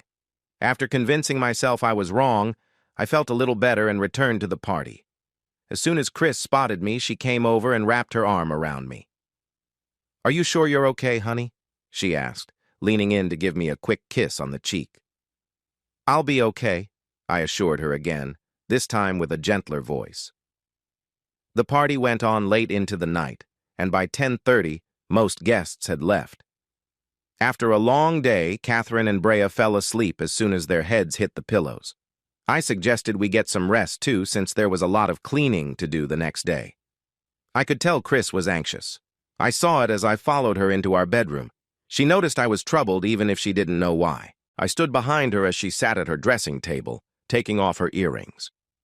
"Why would Rita Anderson want to hurt you?" I asked plainly. She paused and looked at my reflection in the mirror, clearly struggling to find words.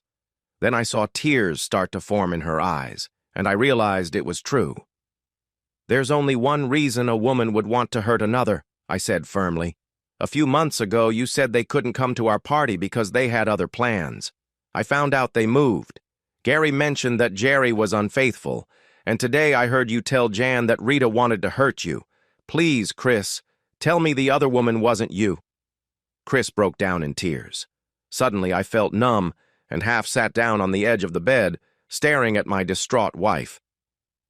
This can't be happening, I thought. My whole world felt like it was falling apart. I was the first to regain my composure. "I'm not sharing a bed with you tonight," I said angrily as I grabbed a spare pillow. "I'll sleep on the couch. I don't know how this will end, Chris. I don't think I can deal with this. I've never been hurt so badly in my life, especially by someone who claims to love me." "I do love you," Chris managed to say through her tears. "Yeah, right," I replied sarcastically. "Don't come downstairs. I don't want to see you tonight." With that, I stormed out of the room and headed downstairs. Despite my efforts to find sleep, I tossed and turned all night. So, I went for a walk. I don't know how long I was gone, maybe a couple of hours, but when I returned, Chris was sitting at the kitchen table with a cup of coffee. "I saw you from the bedroom window when you left," she said. "I made coffee for you when you returned." I looked at the floor and shook my head. "I can't believe it. This kind of thing happens to other people, not us." "Honey, don't say it didn't mean anything. Please don't say that. It means everything. It means our marriage is broken. It means our happy home is shattered. It means the woman who promised to love and cherish me didn't mean those vows. Don't say it didn't mean anything." Chris buried her face in her hands and began to cry again. I felt my heart harden. Under normal circumstances, I would be heartbroken seeing her like this, but right now, I felt nothing. I went back upstairs and quickly packed a bag, avoiding her gaze as I reached the bottom of the stairs and headed for the door. "I'm going to stay at the studio for a while. I don't know how long. You can clean this place up by yourself tomorrow." I didn't hear from anyone for 3 days. Then the business phone at the studio rang. It doesn't have caller ID. "Brent's Commercial Photography," I said as I picked it up. There was a brief pause. "Brent, it's Greg," said Chris's stepdad, sounding like he had been crying. "Hello, Greg," I replied quietly. "Son, I'm really sorry. I just don't know what else to say, except that I'm very sorry." He started to break down again. "Chris told you then?" I asked. "Yes, she shared everything with us. She mentioned that she had made some poor choices and you found out. This hurts us too, son. I can't believe it." I could hear Chris's mother crying in the background. I wondered if Chris understood how much pain she had caused those who cared about her. Just then, I heard a familiar voice in the room. "Greg, where are you?" I asked. "We're at the house, son. We just couldn't leave Chris alone during such a hard time. I don't want you to think we're okay with what she did, but she is our daughter, and I thought it would be better for the kids this way." "How are they doing, Greg?" I asked. "Honestly, they're taking it pretty hard. Chris has taken all the blame and told the kids it was all her fault, but they still keep asking when their dad will come home." Hearing about my kids was tearing me apart. "Brent," Greg continued, "Chris wants to know if you'd think about going to marriage counseling. I'm asking you myself, please give it a chance. I know you are hurting, but if there's any chance to fix your marriage, I hope you'll try." "Why didn't Chris ask me herself?" I questioned. "She didn't think you would want to talk to her," Greg explained. "Tell her to set it up and call me with the details, and I will be there." "Oh, Brent, thank you. You don't know how much this means to us.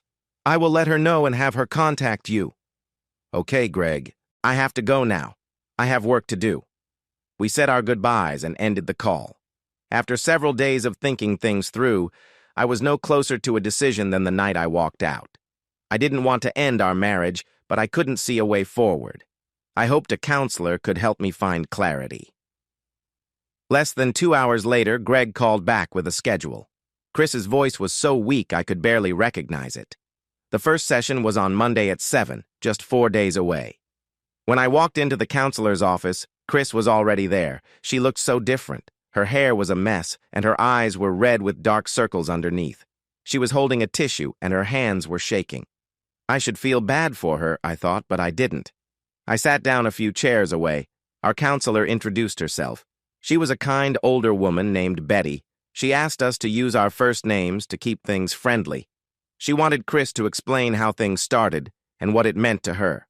Chris said it all began innocently. When he worked nights, Jerry would come over for coffee, and they would joke around. One day, he made an inappropriate gesture. Instead of reacting strongly, she playfully responded.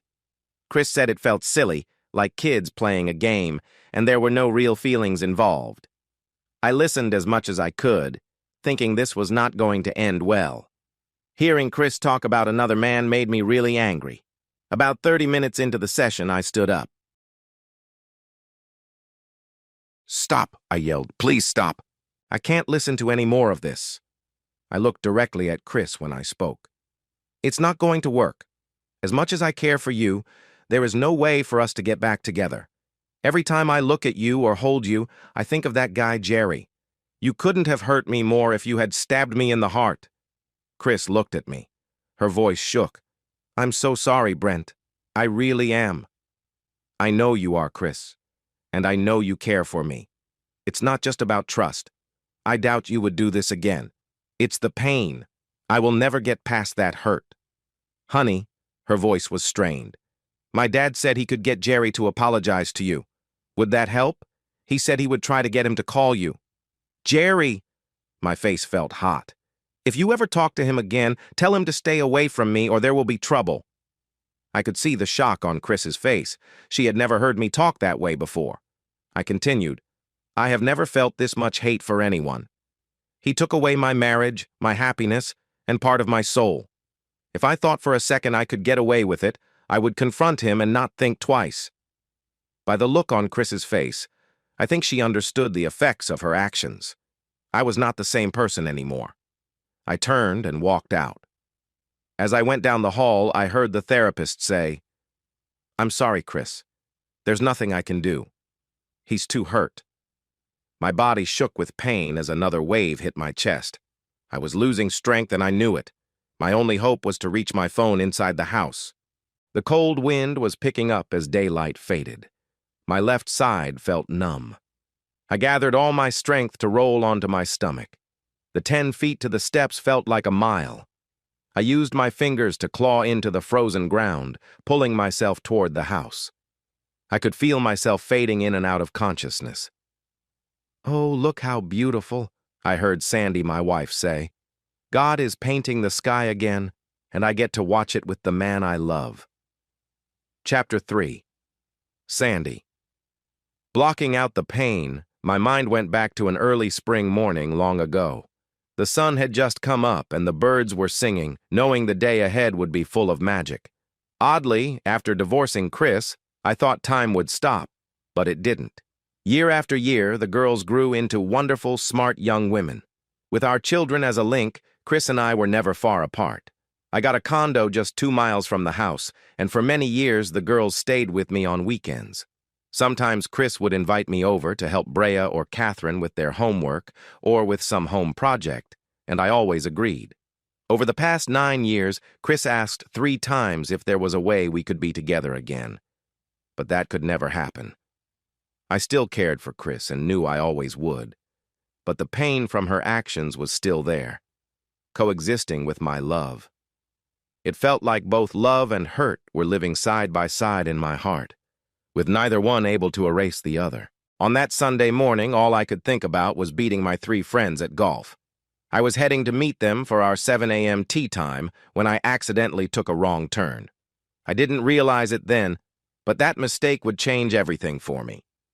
My new convertible was just a month old, and this was the first day I could drive with the top down. The wind was in my hair, and I was enjoying the drive when I figured out I was a couple of miles down the wrong road. "Come on, keep your head in the game, Brent," I told myself. I turned into the first driveway I saw to back out and go back the way I came. As I pulled in, I noticed a charming little Cape Cod house in front of me. The yard looked a bit rough, suggesting it might be empty. How sad, I thought. I shifted the car into reverse and turned to back out when I spotted a for sale sign. I don't know what prompted me, but I had a nice condo that I had called home for many years. I didn't need a house, yet something pushed me to grab a pen and write down the agent's name and number. When I met my friends at the golf course, I couldn't stop talking about that cute little house I saw. One of my friends reminded me of the upkeep a house would require. "You're right," I admitted. "I don't really need to buy a house." After the first 9 holes, we stopped at the clubhouse for a cold drink. Again, that strange feeling pulled me to the payphone in the hallway, and I found myself dialing the number I had written down. "Hello," a woman answered. "This is Sandy." "Hi, Sandy," I replied, realizing it was Sunday. "I'm sorry, I was calling about the house on Hurlitt's Drive, but maybe I should call during the week." "No problem," she said. "Are you interested in the house?" "Well, I wasn't looking for a house. I just saw it by chance this morning and thought I'd like to take a look." "Sir, may I—" "Oh, I'm sorry," I interrupted. "Please call me Brent." "Okay, Brent, thank you. I was going to ask how big your family is because the house isn't very large, but you could finish the basement for extra space." "Actually, I don't have a family living with me. I'm divorced and my daughters live with their mother. I'm in a 3-bedroom condo now, and I think it's bigger than that place." "When would be a good time for you to meet me at the house? I'd love to give you a tour. It's my favorite of all the listings," she said. "I just adore it." Usually, I would think that was just a sales pitch, but she sounded sincere. "Getting together might be tough. I work in the city, and I usually don't get home until after 7. "Do you work on weekends too?" I asked. "Yes, I do." "What are you doing right now, Brent?" "I'm at the golf course," I replied. "I can't leave until we're finished playing." "Could you stop by on your way home?"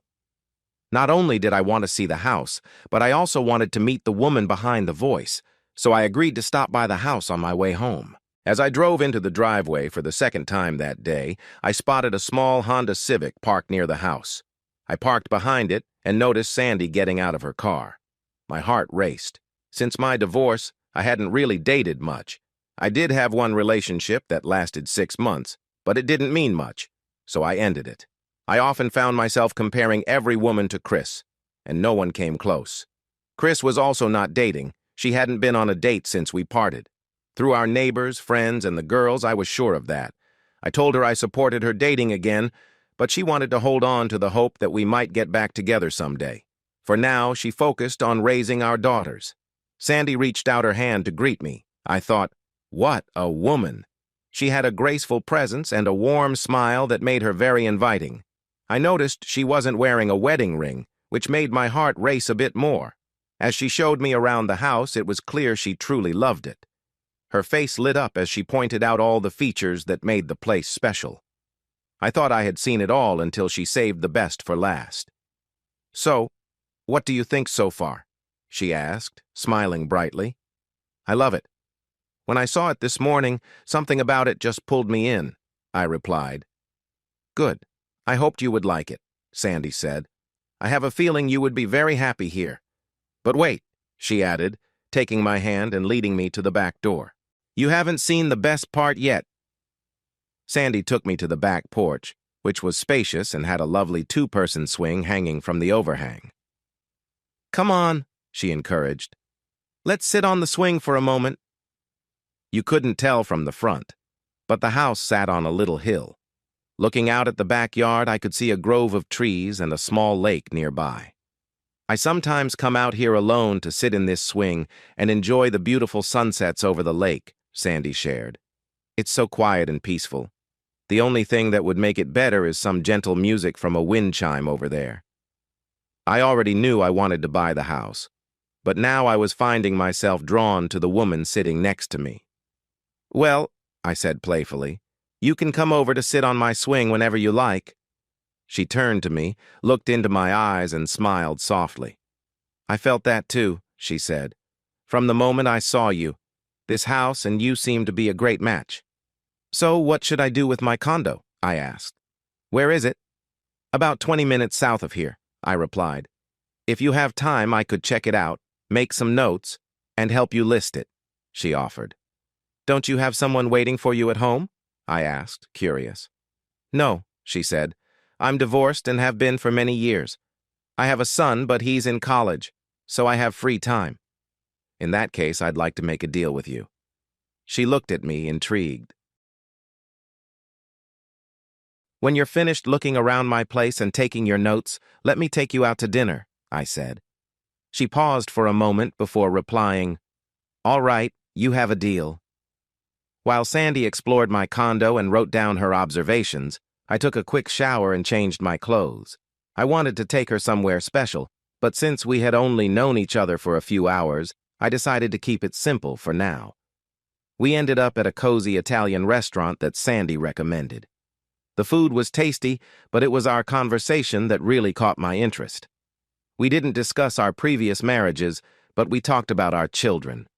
I couldn't help but feel proud when I shared stories about Brea, my oldest daughter, who was 16 and going to be a senior next school year. Catherine, my 14-year-old, was also in high school and starting to think about boys. Sandy shared about her son, Ron, who was in college and studying engineering. It was clear we both took pride in our kids.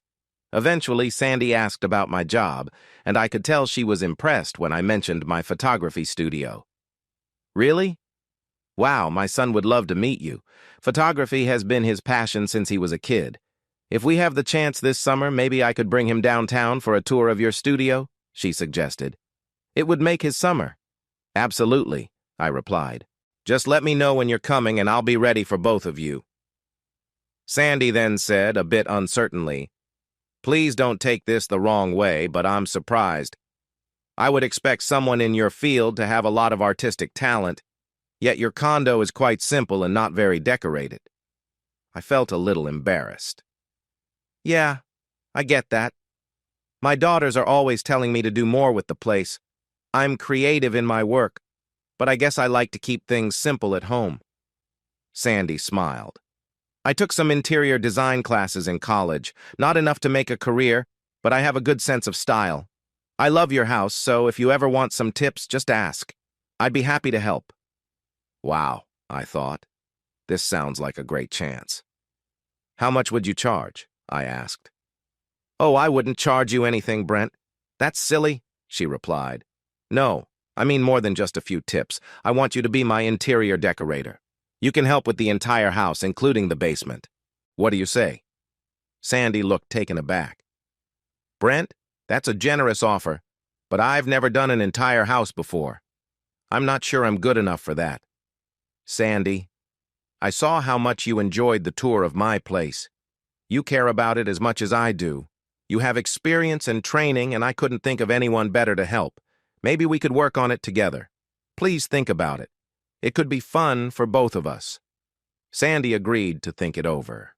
We chatted a little longer, but it was getting late, and we both had work the next day. After we walked to her car, I reached out to shake her hand. She took my hand and stepped closer to give me a light kiss on the cheek. It caught me off guard, and I felt a warm rush. I wondered if she noticed me blushing under the parking lot lights. She smiled and then drove away. There were only two people in my life who could make me feel excited that quickly and easily: Tanya, my high school sweetheart, and Chris. On my way home, I wondered if it was just because it had been a while since I had been close to someone, or if it meant something more. Was this person special? For the next week, I spoke with my banker and got my finances in order. I decided not to tell anyone about the house until the deal was finalized. Sandy and I met a couple of times to handle paperwork, but she always seemed focused on business. I started to think that maybe I had misinterpreted any signals I thought I saw during our dinner. Everything went smoothly, and 30 days after I had sat in the swing with Sandy, the house was mine well, mostly the bank's. I called my daughter. Brea answered, sounding so grown-up. "Hi, honey. How's my girl?" "Hi, Dad. I'm good. I just got an A on my history test today," she said with excitement. History was one of my favorite subjects, and she knew it would make me happy. "That's fantastic, honey. I'm so proud of you." We chatted a bit more about school before I shared my news. "What are you all doing this weekend? If you're free, would you want to help me move?" "Move? Dad, where are you moving to?" "I bought a house, honey. It's not far, about 20 minutes away." I could hear Brea calling to her sister and Chris. "Hey, Dad bought a house." Everyone sounded surprised. Brea was trying to answer a bunch of questions from her sister and mom. "Brea," I said, trying to get her back, "tell Catherine and your mom that if they want to see the house, they need to come to the condo on Saturday morning at 7 to help me move some things." Brea repeated what I said, and I heard Chris tell her, "Tell him we'll be there," which Brea passed back to me. After saying our goodbyes, I had just set my phone down when it rang again. I answered the phone. "Hi." I recognized Sandy's voice right away. "Hi, how are you?" "I'm okay. I just wondered when you were moving." "Saturday morning," I replied. "I have a small truck rented and my kids and some friends are helping me." "Oh, I see. I was going to offer to help, but it sounds like you have it covered." I was getting mixed signals from Sandy. At first, she seemed interested, but when we signed the papers, she was all business. Now she was offering to help move? I didn't quite understand. I just knew I liked her and wanted to spend time with her. "Hey, I can always use more help," I said, trying to seem welcoming. "Okay, I'd love to," she replied, sounding friendly again. "I have something for you, too. I forgot to give you the spare set of keys." "Well, since you live up that way, there's no need for you to come all the way down here just to go back. We should arrive around 9 o'clock. Why don't you just let yourself in and wait for us?" Sandy agreed, and I had everything set for the move. By Saturday morning, everything was packed and ready by the door. With the 6 of us, we loaded the truck in a little over an hour. I thought we would get there before Sandy, but as soon as I pulled into the driveway, I saw her car in front of the house. Once we walked in, we were greeted by the nice smell of fresh coffee. What a pleasant surprise. Sandy had already brewed some. Following the wonderful scent to the kitchen, we found she had pastries set out on the table for everyone. I had only seen Sandy in her work clothes before and was really impressed by how nice she looked in her blue jeans. When she heard us coming, she turned around and greeted us with a big smile.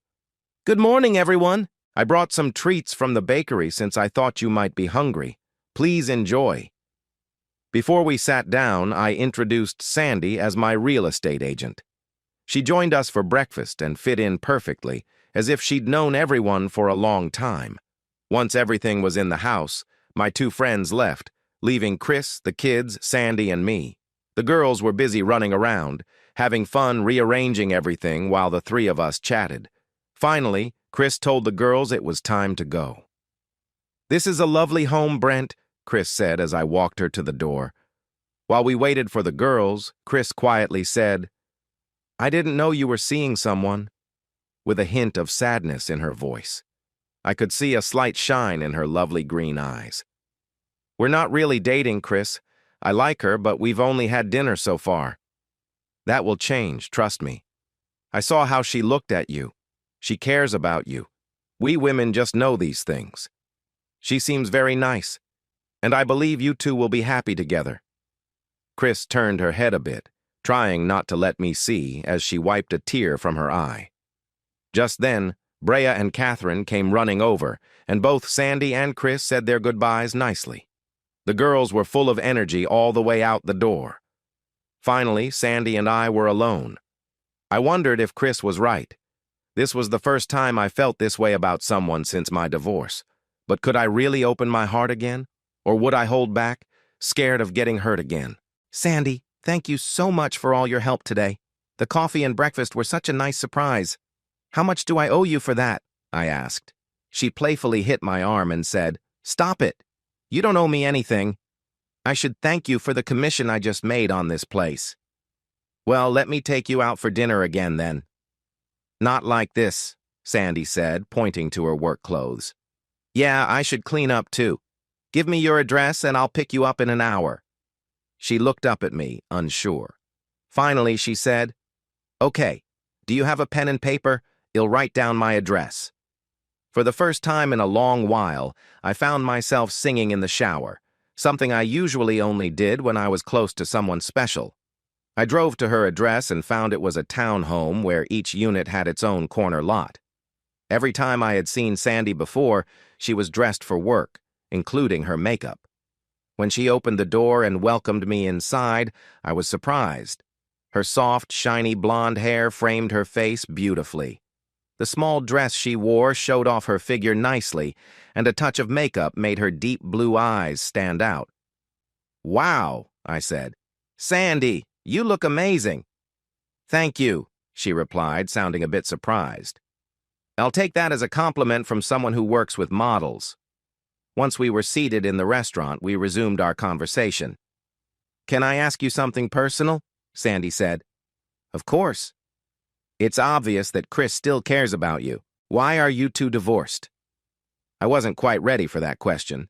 I didn't want to discuss it because the topic always made me emotional. "It's definitely tough to talk about, Sandy, even after all this time." "Ah, it seems infidelity is back in focus," she said. "I suspected that might be it. I understand. The same thing happened with my husband. He was a manager at a fastener company. He worked there for 5 years without needing to work on weekends. Then suddenly he had to be at work every weekend. Sometimes just Saturday, but other times both days. I got curious and borrowed my neighbor's car to follow him. I saw him enter an apartment, so I waited outside. After a few hours, he came out while still close to a young redhead. When he noticed me, he just turned and didn't come home again. Our son Ron was only 8 at the time." "I'm really sorry," I said. She looked at me as if she was trying to read my feelings. "I'll be honest, Brent. I still feel the pain from that, just like I'm sure you feel from your breakup. I haven't found a man worth that kind of hurt since then. I like you, Brent. I really do. But before moving forward, I need to know about your relationship with Chris. She still loves you, and I think you still have feelings for her too. Is there a chance of you two getting back together?" "Sandy, it's been over 9 years since we divorced. She asked me 3 times during that time if I would come back." "You're right, I still love her, but I cannot move past the hurt. We both understand that we will not be together again." I took a sip of coffee and continued. "Sandy, from the moment I saw you, I thought you were special. You are the first woman in years I've had feelings for. You said it best when you talked about finding someone worth the risk. I think I found that person, and I hope she feels the same way." Sandy reached across the table and placed her hand on mine. She leaned in and lowered her voice almost to a whisper. "Am I the first woman to make you feel this way with just a simple kiss?" she asked with a sweet smile. I felt my face turn red. She said that to tease me, and it worked perfectly. "You noticed that?" I asked. "Of course, ladies know a lot," she replied playfully.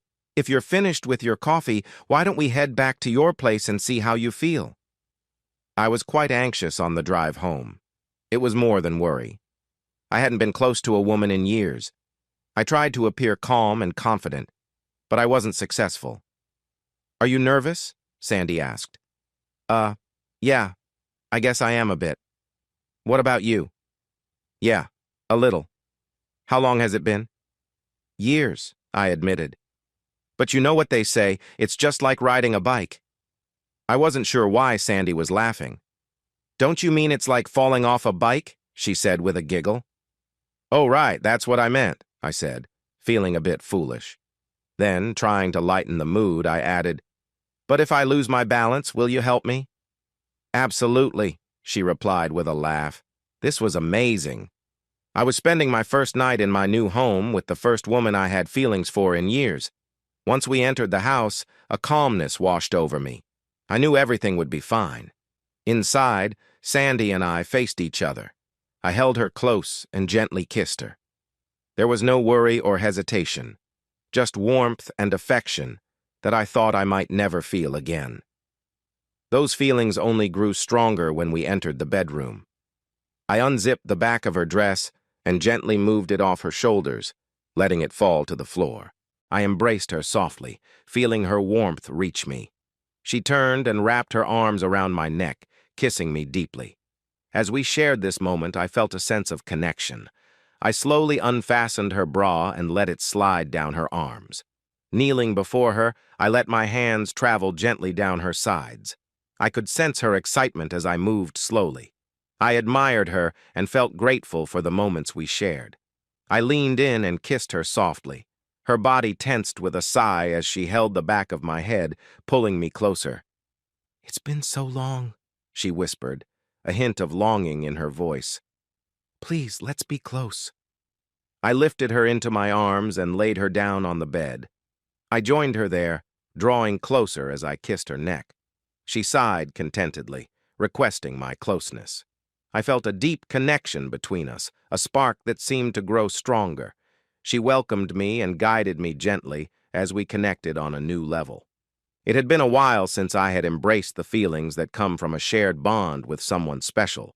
With each tender movement, we lost ourselves in the moment, our hearts and emotions intertwined. Eventually, we both took a deep breath, allowing ourselves to settle into the silence. Sandy was the first to speak. "Wow. Yeah, you'll match your wow with a holy moly," I replied with a chuckle. "How do you feel?" "Honestly, I feel a bit scared," she admitted. "Scared? Still?" "Yes, even more so now," she said. "I didn't realize how strong my feelings were for you until now. I planned to take things slowly, but here I am, ready to dive in. It scares me." I took a moment to consider what she said. I felt similarly. I turned to her and kissed her gently. "My dear, my feelings for you are real and meaningful. I can hardly believe I found love again, and I don't want to let it slip away." I hoped for her to share her feelings too, but she remained quiet. She kissed me and smiled. "Let's get some rest, dear. Tomorrow we can shop for your new home. Oh, I almost forgot to tell you, I've decided to help you decorate." I told her how happy that made me. We kissed and drifted off to sleep, although I couldn't shake the feeling that my feelings weren't returned. The next morning, still tired, I reached for Sandy but found only empty space. My stomach twisted, worrying she had left. Just then, I caught the smell of coffee. I smiled to myself, deciding not to be sad about not hearing her say she loved me last night. I was just glad she was still there. We spent the whole day downtown shopping for the house, mostly for small items. I needed new furniture for the living room, but that would have to wait. By the time we got home, we were both exhausted. Sandy eagerly agreed when I suggested ordering pizza for dinner. As we enjoyed a deep dish pizza, we talked about what else we needed for the house. We also shared laughs and jokes, and I realized how much fun I was having and how much I enjoyed her company. As the day came to an end, Sandy took my hand and led me to the porch. "Come on," she said. "Let's sit on the swing and watch the sunset." As we sat together, the sky began to change. The dark blue night hung above, and colors stretched across the horizon. "When I was little, I used to sit with my grandma on her porch and watch the sunsets," Sandy shared.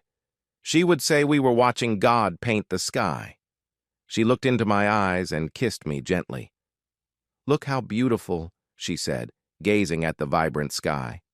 "It's like God has his paintbrush out again, and I'm happy to watch it with the person I care about." I smiled and put my arm around her. She nestled against me, resting her head on my shoulder. We sat in silence, simply enjoying the view until the colors faded into night. "Can you spend the night again?" I asked.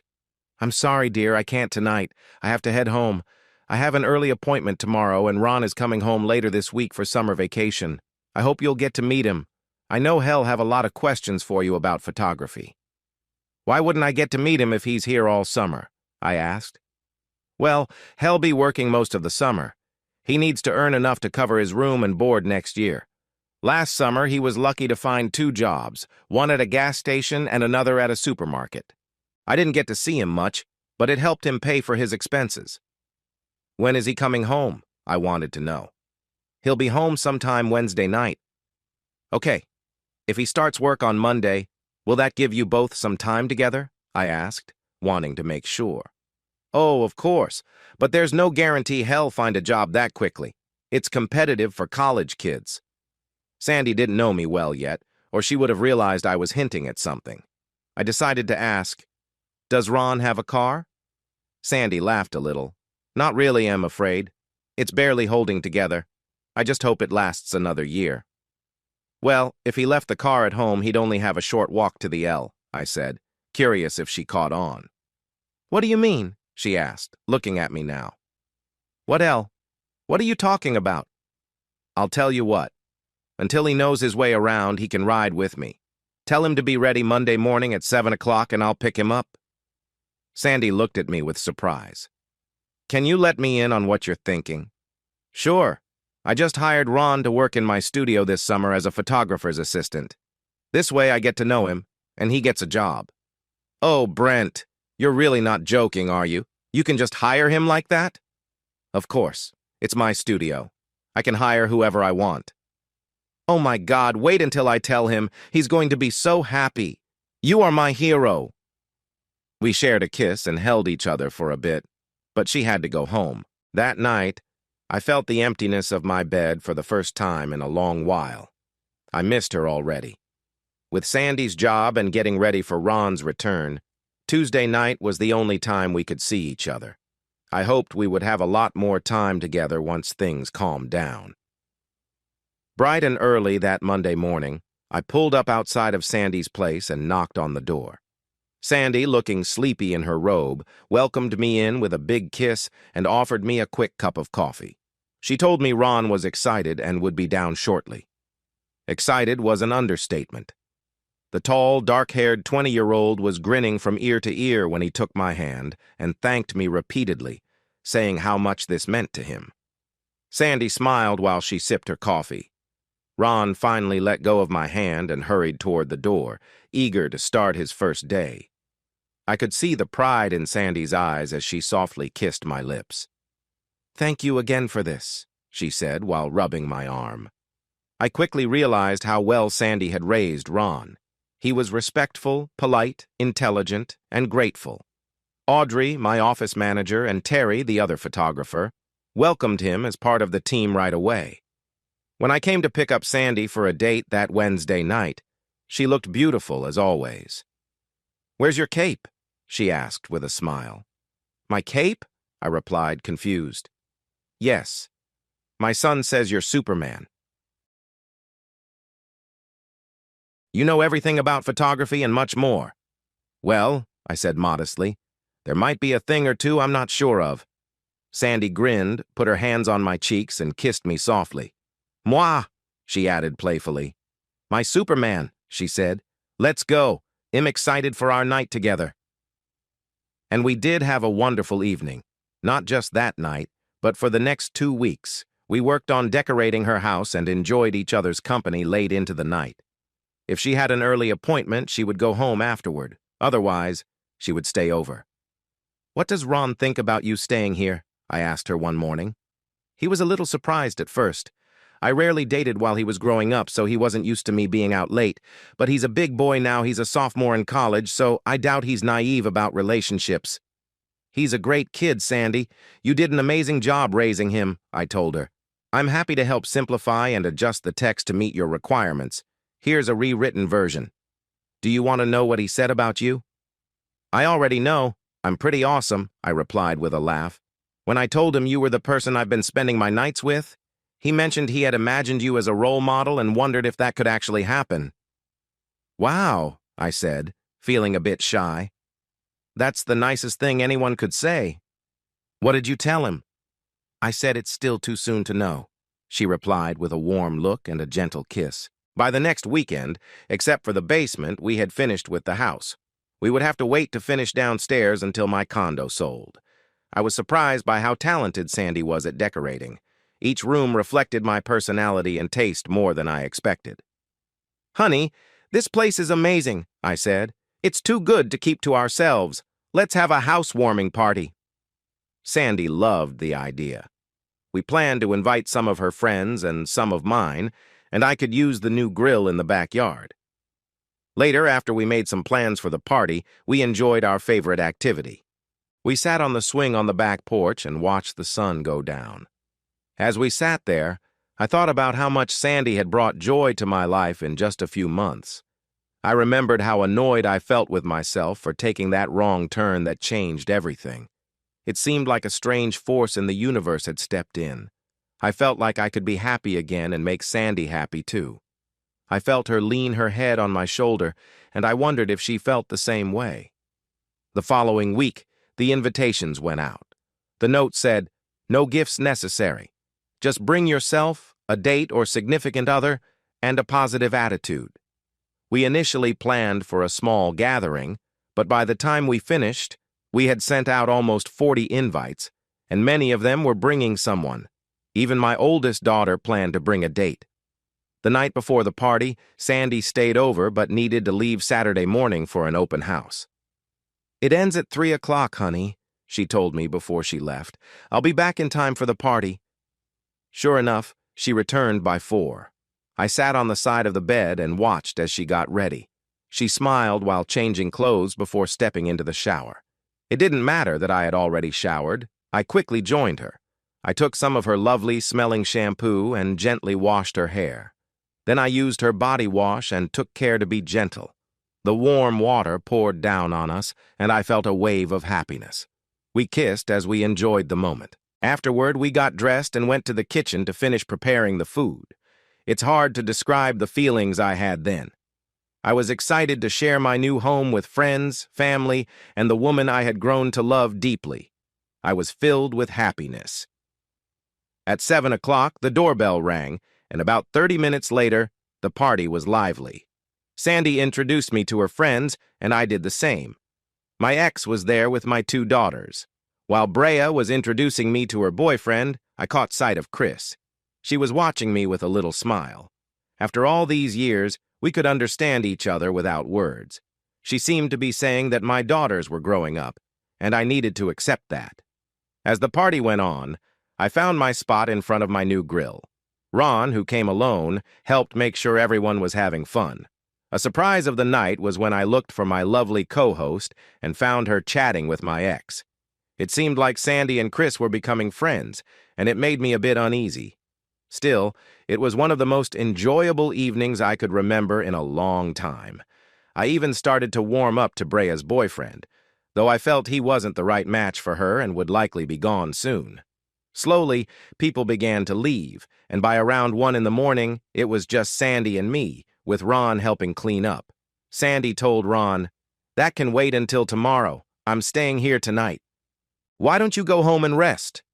Ron thanked us and left, saying he had a great time.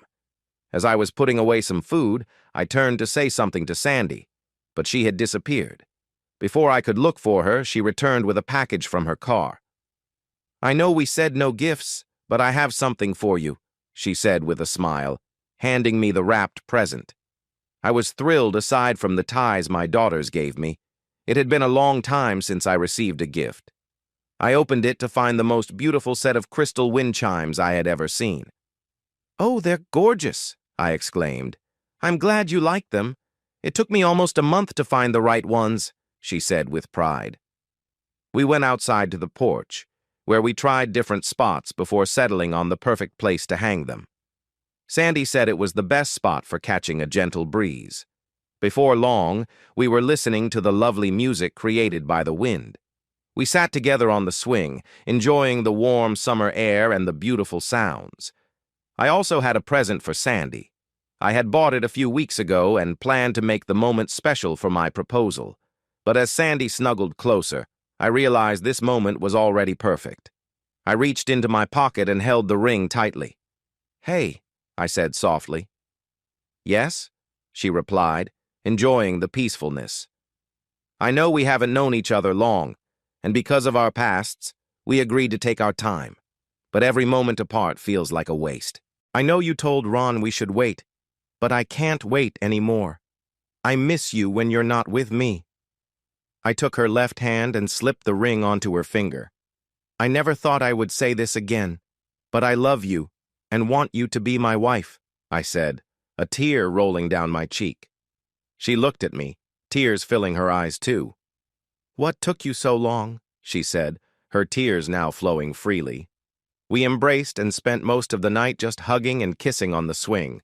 As dawn approached, we went to bed but weren't ready to sleep. We shared a special moment together until we were both too tired to move. I wrapped my arms around her as she snuggled into my chest, and finally, we fell asleep. Over the next couple of weeks, not much changed. We were making plans for our wedding, but so far we only told Ron. He was thrilled. Sandy had mostly moved in with me, leaving Ron alone in the quad. At first, Sandy felt a bit guilty, but Ron reassured her that he enjoyed the peace. My worry was Chris and the kids. I knew that my news would hurt Chris deeply. I feared that the kids might feel differently about me afterward. Despite my attempts to hide my concerns, I didn't think I was doing a good job. One night on the swing, Sandy turned to me and asked, "You're worried about Chris, aren't you?" "I'm sorry," I said. "As much as it hurts, I never wanted to hurt her, and this will be hard on her. I don't even know if we should invite her to the wedding. It feels wrong to rub salt in her wounds, but I can't invite my daughters without her. I'm just confused about what to do." "I think Chris will be okay," she said. "We're having lunch together tomorrow. I've been thinking about telling her. I don't know if it's better coming from me or from you." I was surprised they were having lunch. Sandy must have seen my reaction. "Chris and I have become good friends after getting to know each other at the party," she explained. "I noticed you two seemed to connect. When you didn't want to talk about what happened between you and her, I realized she must have hurt you deeply.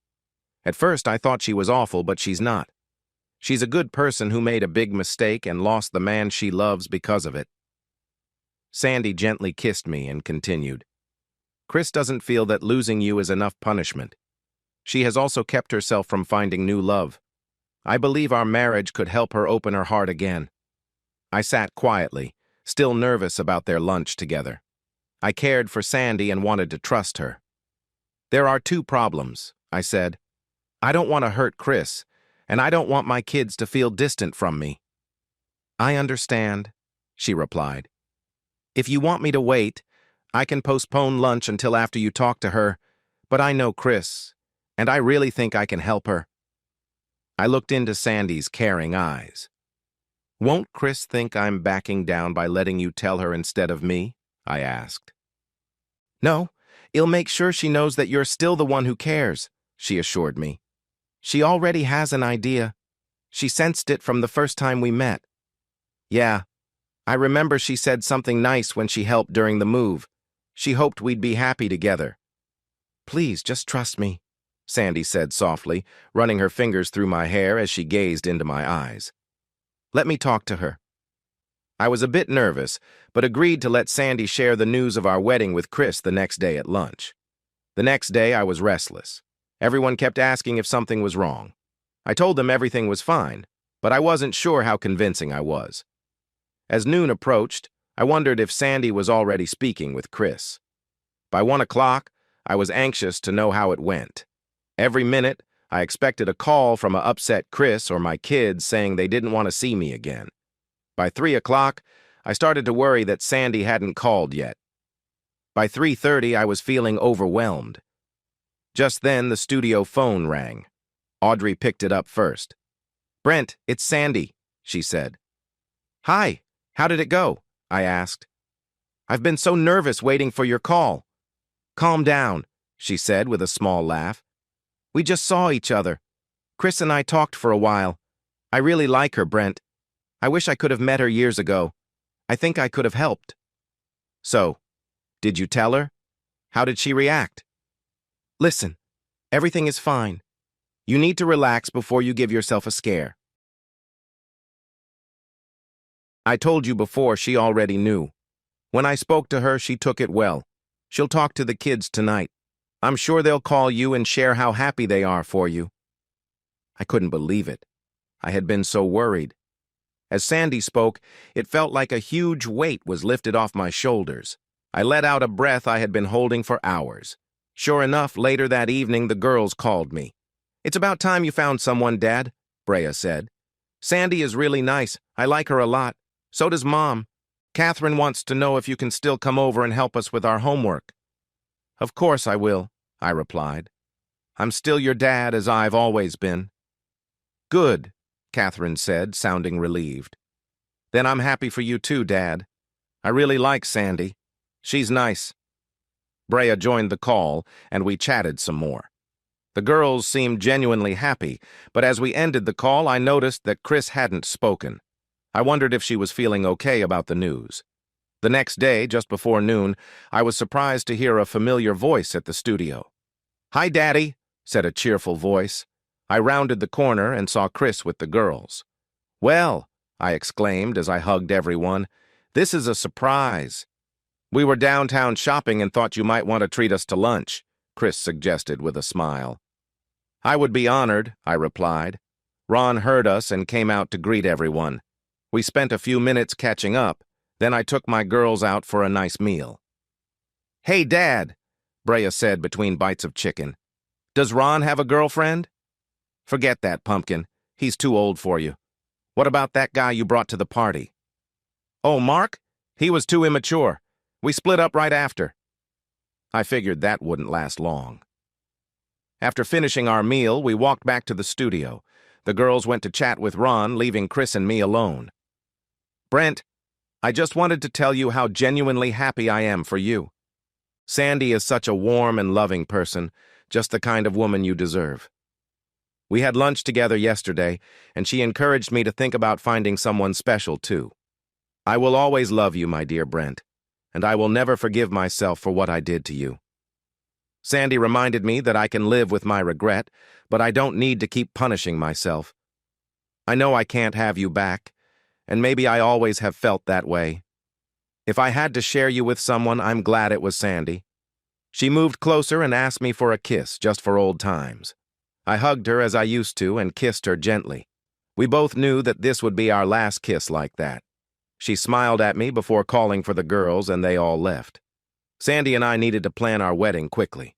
Ron would be going back to school soon, and I wanted to ask him to be my best man.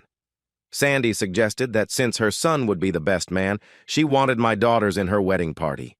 What started as a small gathering turned into a big celebration. I didn't mind. I wanted everyone to join us on this special day. The wedding was perfect, in a lovely outdoor garden. Ron looked great as my best man, and my daughters, Brea and Catherine, were beautiful in their dresses. Sandy looked stunning in her gown, and I wore my favorite tie, a special gift from Chris before our divorce. During the reception, I was happily standing next to my new wife when Chris approached. She leaned in and kissed my cheek. "Congratulations, you two," she said. Then she surprised me by introducing a man I didn't know. "This is Alan, my date," she said with a big smile. I extended my hand. "Hi, Alan. Nice to meet you," Chris added, joking. "I think he plays golf better than you." I laughed. "Really? What's your handicap?" 7, he replied shyly. "That's mine, too. We should play when we get back from our honeymoon." He relaxed a bit and turned out to be a really nice guy. It amazed me how Chris had made a connection with him. Then Ron pulled me aside. "This might sound strange, Brent, but I didn't know my dad well. Now that you and Mom are married, you might think I'm silly," he said. "Ron, you can ask me anything. What is it?" I encouraged him. "Would you mind if I called you Dad?" he asked. I was taken aback. I had already thought of him as a son, but I hadn't expected this. "I'd be honored to hear you call me that," I replied. "Thanks," he said with a smile. "There's one more thing. Can you talk to Mom for me? I know she might not like it, but I'm planning to change my major when I get back to school. I can do it with my credits. I want to study photography," he explained. This night was full of surprises, and I couldn't wait to tell Sandy about Ron's decision. I agreed to talk to his mother, and since he would be back in school by the time we returned, we hugged and said our goodbyes. When Sandy saw us, she came over and they shared hugs too. Sandy had tears in her eyes, but Ron promised he would be back for Christmas. I thought about how I only had this time until Christmas to explain to Sandy that her son wouldn't be an engineer as they had planned, but a photographer instead. That seemed tough, but then I smiled, thinking of our upcoming adventure. Not long after, Sandy and I headed off for 2 amazing weeks in Maui, where we enjoyed some of the best moments of our lives. Before we left, I thought, if there's a paradise, it will have to be something to match this. When we got back to Chicago, the trip may have ended, but my happiness with Sandy just kept growing. Life with her felt like a fairy tale. Each day we became closer and fell more in love. Time seemed to fly by too quickly. Ron switched his major to photography and had a job ready for him after graduation. I waited until after our honeymoon to tell Sandy. When I finally shared the news, she was thrilled. She always knew photography was his passion, just like mine. The thought of him learning from me and maybe taking over the studio someday excited us both. Brea graduated and became a teacher. She met a wonderful guy, got married, and I became a grandparent twice. Catherine surprised me by studying journalism, and perhaps with a bit of my influence, she landed a job right after college with the Times. She also found someone special and got married. No kids yet, but they were deeply in love, so I expected that would change soon. Chris married Alan, and they were also very happy. The more time I spent with Alan, the more I enjoyed his company. The 4 of us formed a great friendship. Sandy and I often double-dated with Chris and Alan and I would be out on the golf course almost every weekend. One year, the 4 of us even went on a cruise together. I felt like our life was straight out of a storybook. When we were home, most days ended with Sandy and me cuddling on the back porch swing, watching the sunset and listening to the gentle sounds of nature. Sandy liked to say it felt like a light rain on angel wings. Life couldn't have been better, and I couldn't be happier with Sandy. One morning, I was sitting at the kitchen table when Sandy walked in and poured herself a cup of coffee. She looked worried, a sight I wasn't used to. "What's wrong, honey?" I asked, concerned. It wasn't like her to not be smiling. She sat down, took a sip of her coffee, and looked at me with a tear in her eye. I knew something was wrong. "Please, tell me what's wrong." As I was getting dressed, I found a lump, she said quietly. Inside, I felt panic rising, but I focused on staying calm for her sake. I reached for her hand.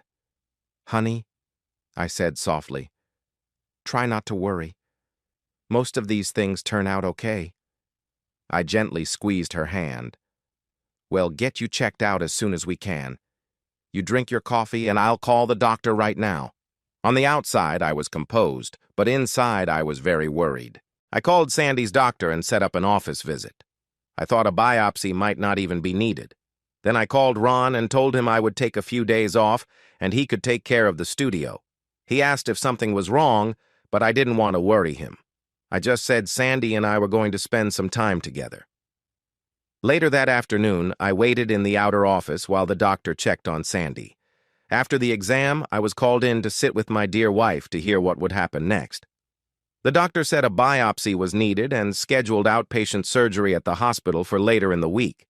He tried to reassure us that it was probably nothing serious, but he wanted to be careful. We both agreed, and afterward I took Sandy out for a nice lunch. Inside, I was really worried, but I tried to stay positive for Sandy's sake. I drove her to the hospital and completed all the forms while they prepared her. They let me see her just before she went into the operating room.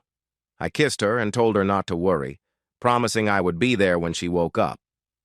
About an hour later, my beeper went off to say Sandy was out of surgery. I was right by her side, holding her hand as she woke up from the anesthesia. I took her home, called in her prescription for pain medicine, and had it delivered. For the rest of the day and night, I took care of her. By the next morning, she was well enough to meet me at the breakfast table. Now we just had to wait. 2 days later, the doctor called. He didn't say what they found, but wanted to see us in his office. I didn't tell Sandy, but I thought if it were good news, he would have shared it over the phone. I started quietly praying to stay strong, as all I wanted to do was cry. Again, we sat next to each other, holding hands, as the doctor delivered the news. Sandy had a serious form of breast cancer and would need both breasts removed. Hearing this made Sandy collapse into my arms. I thought, why does something like this happen to someone like her? I tried to stay brave and comfort her as best as I could. The doctor wanted to schedule her surgery soon and mentioned it would be followed by treatments to remove any remaining cells. He said they could do breast reconstruction surgery afterward. He gave me something to help her rest, so I helped her to bed when we got home. Next, it was time for me to make phone calls. I wasn't looking forward to it. How could I talk about it without breaking down? I got through the calls to Ron and Chris, but I asked them to inform everyone else. I just couldn't talk about it anymore. On the day of her surgery, the entire family came to support us. I stayed with Sandy as long as I could, but after the nurse took her into the operating room, I slipped away. I think everyone was searching the hospital for me, but no one thought to check the chapel. It was Chris who figured out where I'd be.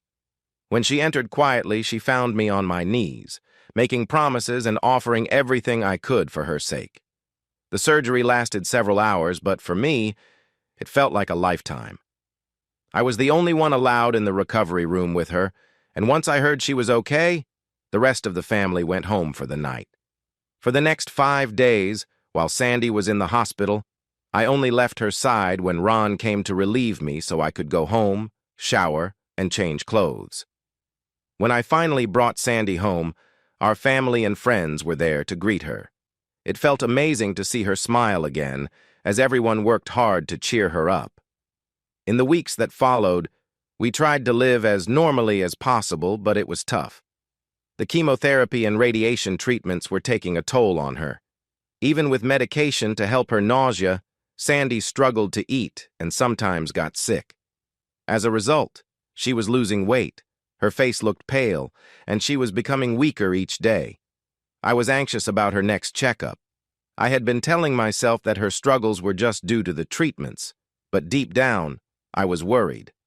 After her exam, her doctor had to readmit her to the hospital.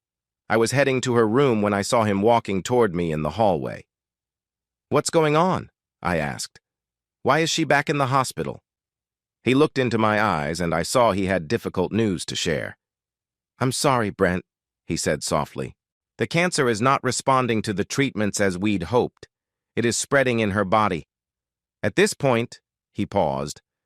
"I'm sorry, there's just nothing more we can do." A wave of sadness mixed with anger washed over me. How could he say there was nothing more that could be done? I reached out and grabbed his lab coat. "Listen to me. That woman in there is extremely important, and you're going to do everything you can to help her." Just then, I felt a hand on my shoulder. I turned to see Alan and Chris standing next to me. "We're so sorry, Brent," Alan said. "But it won't help to threaten the doctors. It's out of their hands now." I released the doctor, who remained calm and understanding despite my outburst. "I'm so sorry," he said, placing a comforting hand on my shoulder before moving on. They stopped Sandy's treatments and allowed her to rest in the hospital. I could see her getting weaker every day, but I kept being hopeful, telling her she would get better. On the 6th day, I sat next to Sandy's bed, holding her hand. She looked into my eyes and asked me to take her home. I called Ron to let him know and arranged for hospice care. By 4 o'clock that afternoon, I had Sandy comfortably lying in her own bed. Ron moved into the spare room. He managed the studio during the day but stayed with me every night to help with her needs. A few days after bringing her home, Sandy asked me to take her outside to the swing. She said she felt that God was going to paint a beautiful sunset just for her. I carefully carried her to our favorite spot and wrapped a blanket around her shoulders. I sat beside her, wrapping my arm around her tightly as she leaned into me. The day had been gray, but that evening we watched the horizon light up with the most incredible sunset I had ever seen. As I held her, we saw the colors change beautifully. Sandy lifted her head, smiled, and kissed my cheek. "I love you so much," she said, then rested her head on my chest. "I love you too, my dear," I replied, gently stroking the side of her face. Just then, a soft breeze made the chimes sing a lovely tune. As the beautiful music stopped, Sandy took her last breath. We were still sitting together when Ron came home and found us on the swing. My tear-streaked face told him everything. A week after my beloved Sandy's funeral, I went back to her grave. I brought a long iron rod with a pointed end and a hook on the other. I pushed the pointed end into the ground next to her headstone until only about 18 inches were left sticking up. Then I hung the lovely crystal wind chimes from the hook. "For you, my dear," I said aloud, "so you can hear the gentle rain and always remember the love and happiness we shared." For about a month, my family kept a close eye on me. They didn't say it was for my safety, but it was clear. Someone stayed with me all the time, even Chris and Alan came for a few days. I had heard that time heals all wounds, but that wasn't true. Time just helps you live with the pain a little better. Someone once said, "The circle of life will not be broken."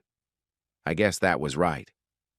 Later that year, Catherine and her husband Peter welcomed another grandson. Not long after that, Ron found the girl he loved and became a devoted husband. For a few years, I still went to the studio every day, but it didn't feel the same. So I offered Ron the chance to buy it and just give me a share of the profits. Of course, he was eager to accept. Over the following years, my kids encouraged me to sell the house and move to an apartment where I wouldn't have to do all the upkeep, but I could never sell our home. Once again, I found myself lying on my stomach, slowly becoming aware of my situation. I felt my body shaking as another painful wave hit my chest. The odds were against me. I was so cold, and I could feel it deep in my bones. I tried to reach closer to the house, using all my strength, but I felt weak. Maybe resting for just a moment would help. I closed my eyes and laid my cheek on the cold grass. Suddenly, the pain seemed to lift, not just in my chest, but all my aches from old age as well. The chill in my bones faded away, replaced by warmth. It felt like I had gone back 30 years in time. A tranquil calm filled me completely. That's when I heard it, the sweet sound of our crystal wind chimes. My whole body felt light as I rose from the frozen ground. "Hi, honey. I've been waiting for you." My heart raced as I turned to my right. My dear Sandy was on the swing, reaching her hand out to me. She looked whole again, without any sign of the illness that had troubled her in her last days. Her beautiful hair shone brightly, her blue eyes sparkled like stars, and a warm glow surrounded her. I rushed to her side, eager to hold her close again. I can't express how I felt at that moment. "My darling, I've missed you so much," I told her. Sandy's smile warmed my heart even more than before. "I know," she replied softly. "But we will never have to miss each other again, honey. Never again. We have all of eternity together, my love." I heard the chimes ring out once more as Sandy looked into my eyes and kissed me gently. "Look," she said as we turned toward the horizon. You could almost see his hand as the sky transformed into a beautiful painting. It was like a waterfall of bright colors flowing into a sea of clouds. There were every shade of red, yellow, pink, turquoise, blue, and gold. More colors than I had ever seen before. Each color shone from behind, glowing in a way that was hard to describe. It felt like we were watching from behind the sunset. "Ooh, look how beautiful," Sandy said. "And I get to watch it with the man I love." Just then, the chimes rang joyfully like I'd never heard before. Sandy looked into my eyes. "Listen," she said. "The last chimes of fall." She gently touched my cheek and kissed me softly. "It's time to go home, my dear."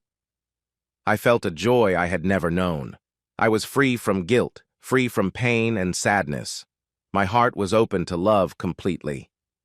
I looked at Sandy and smiled. "Let's go home," I said, returning her kiss. A cold wind blew in from the east, but there were no chimes to greet it, just the creaking sound of an empty swing swaying in the breeze.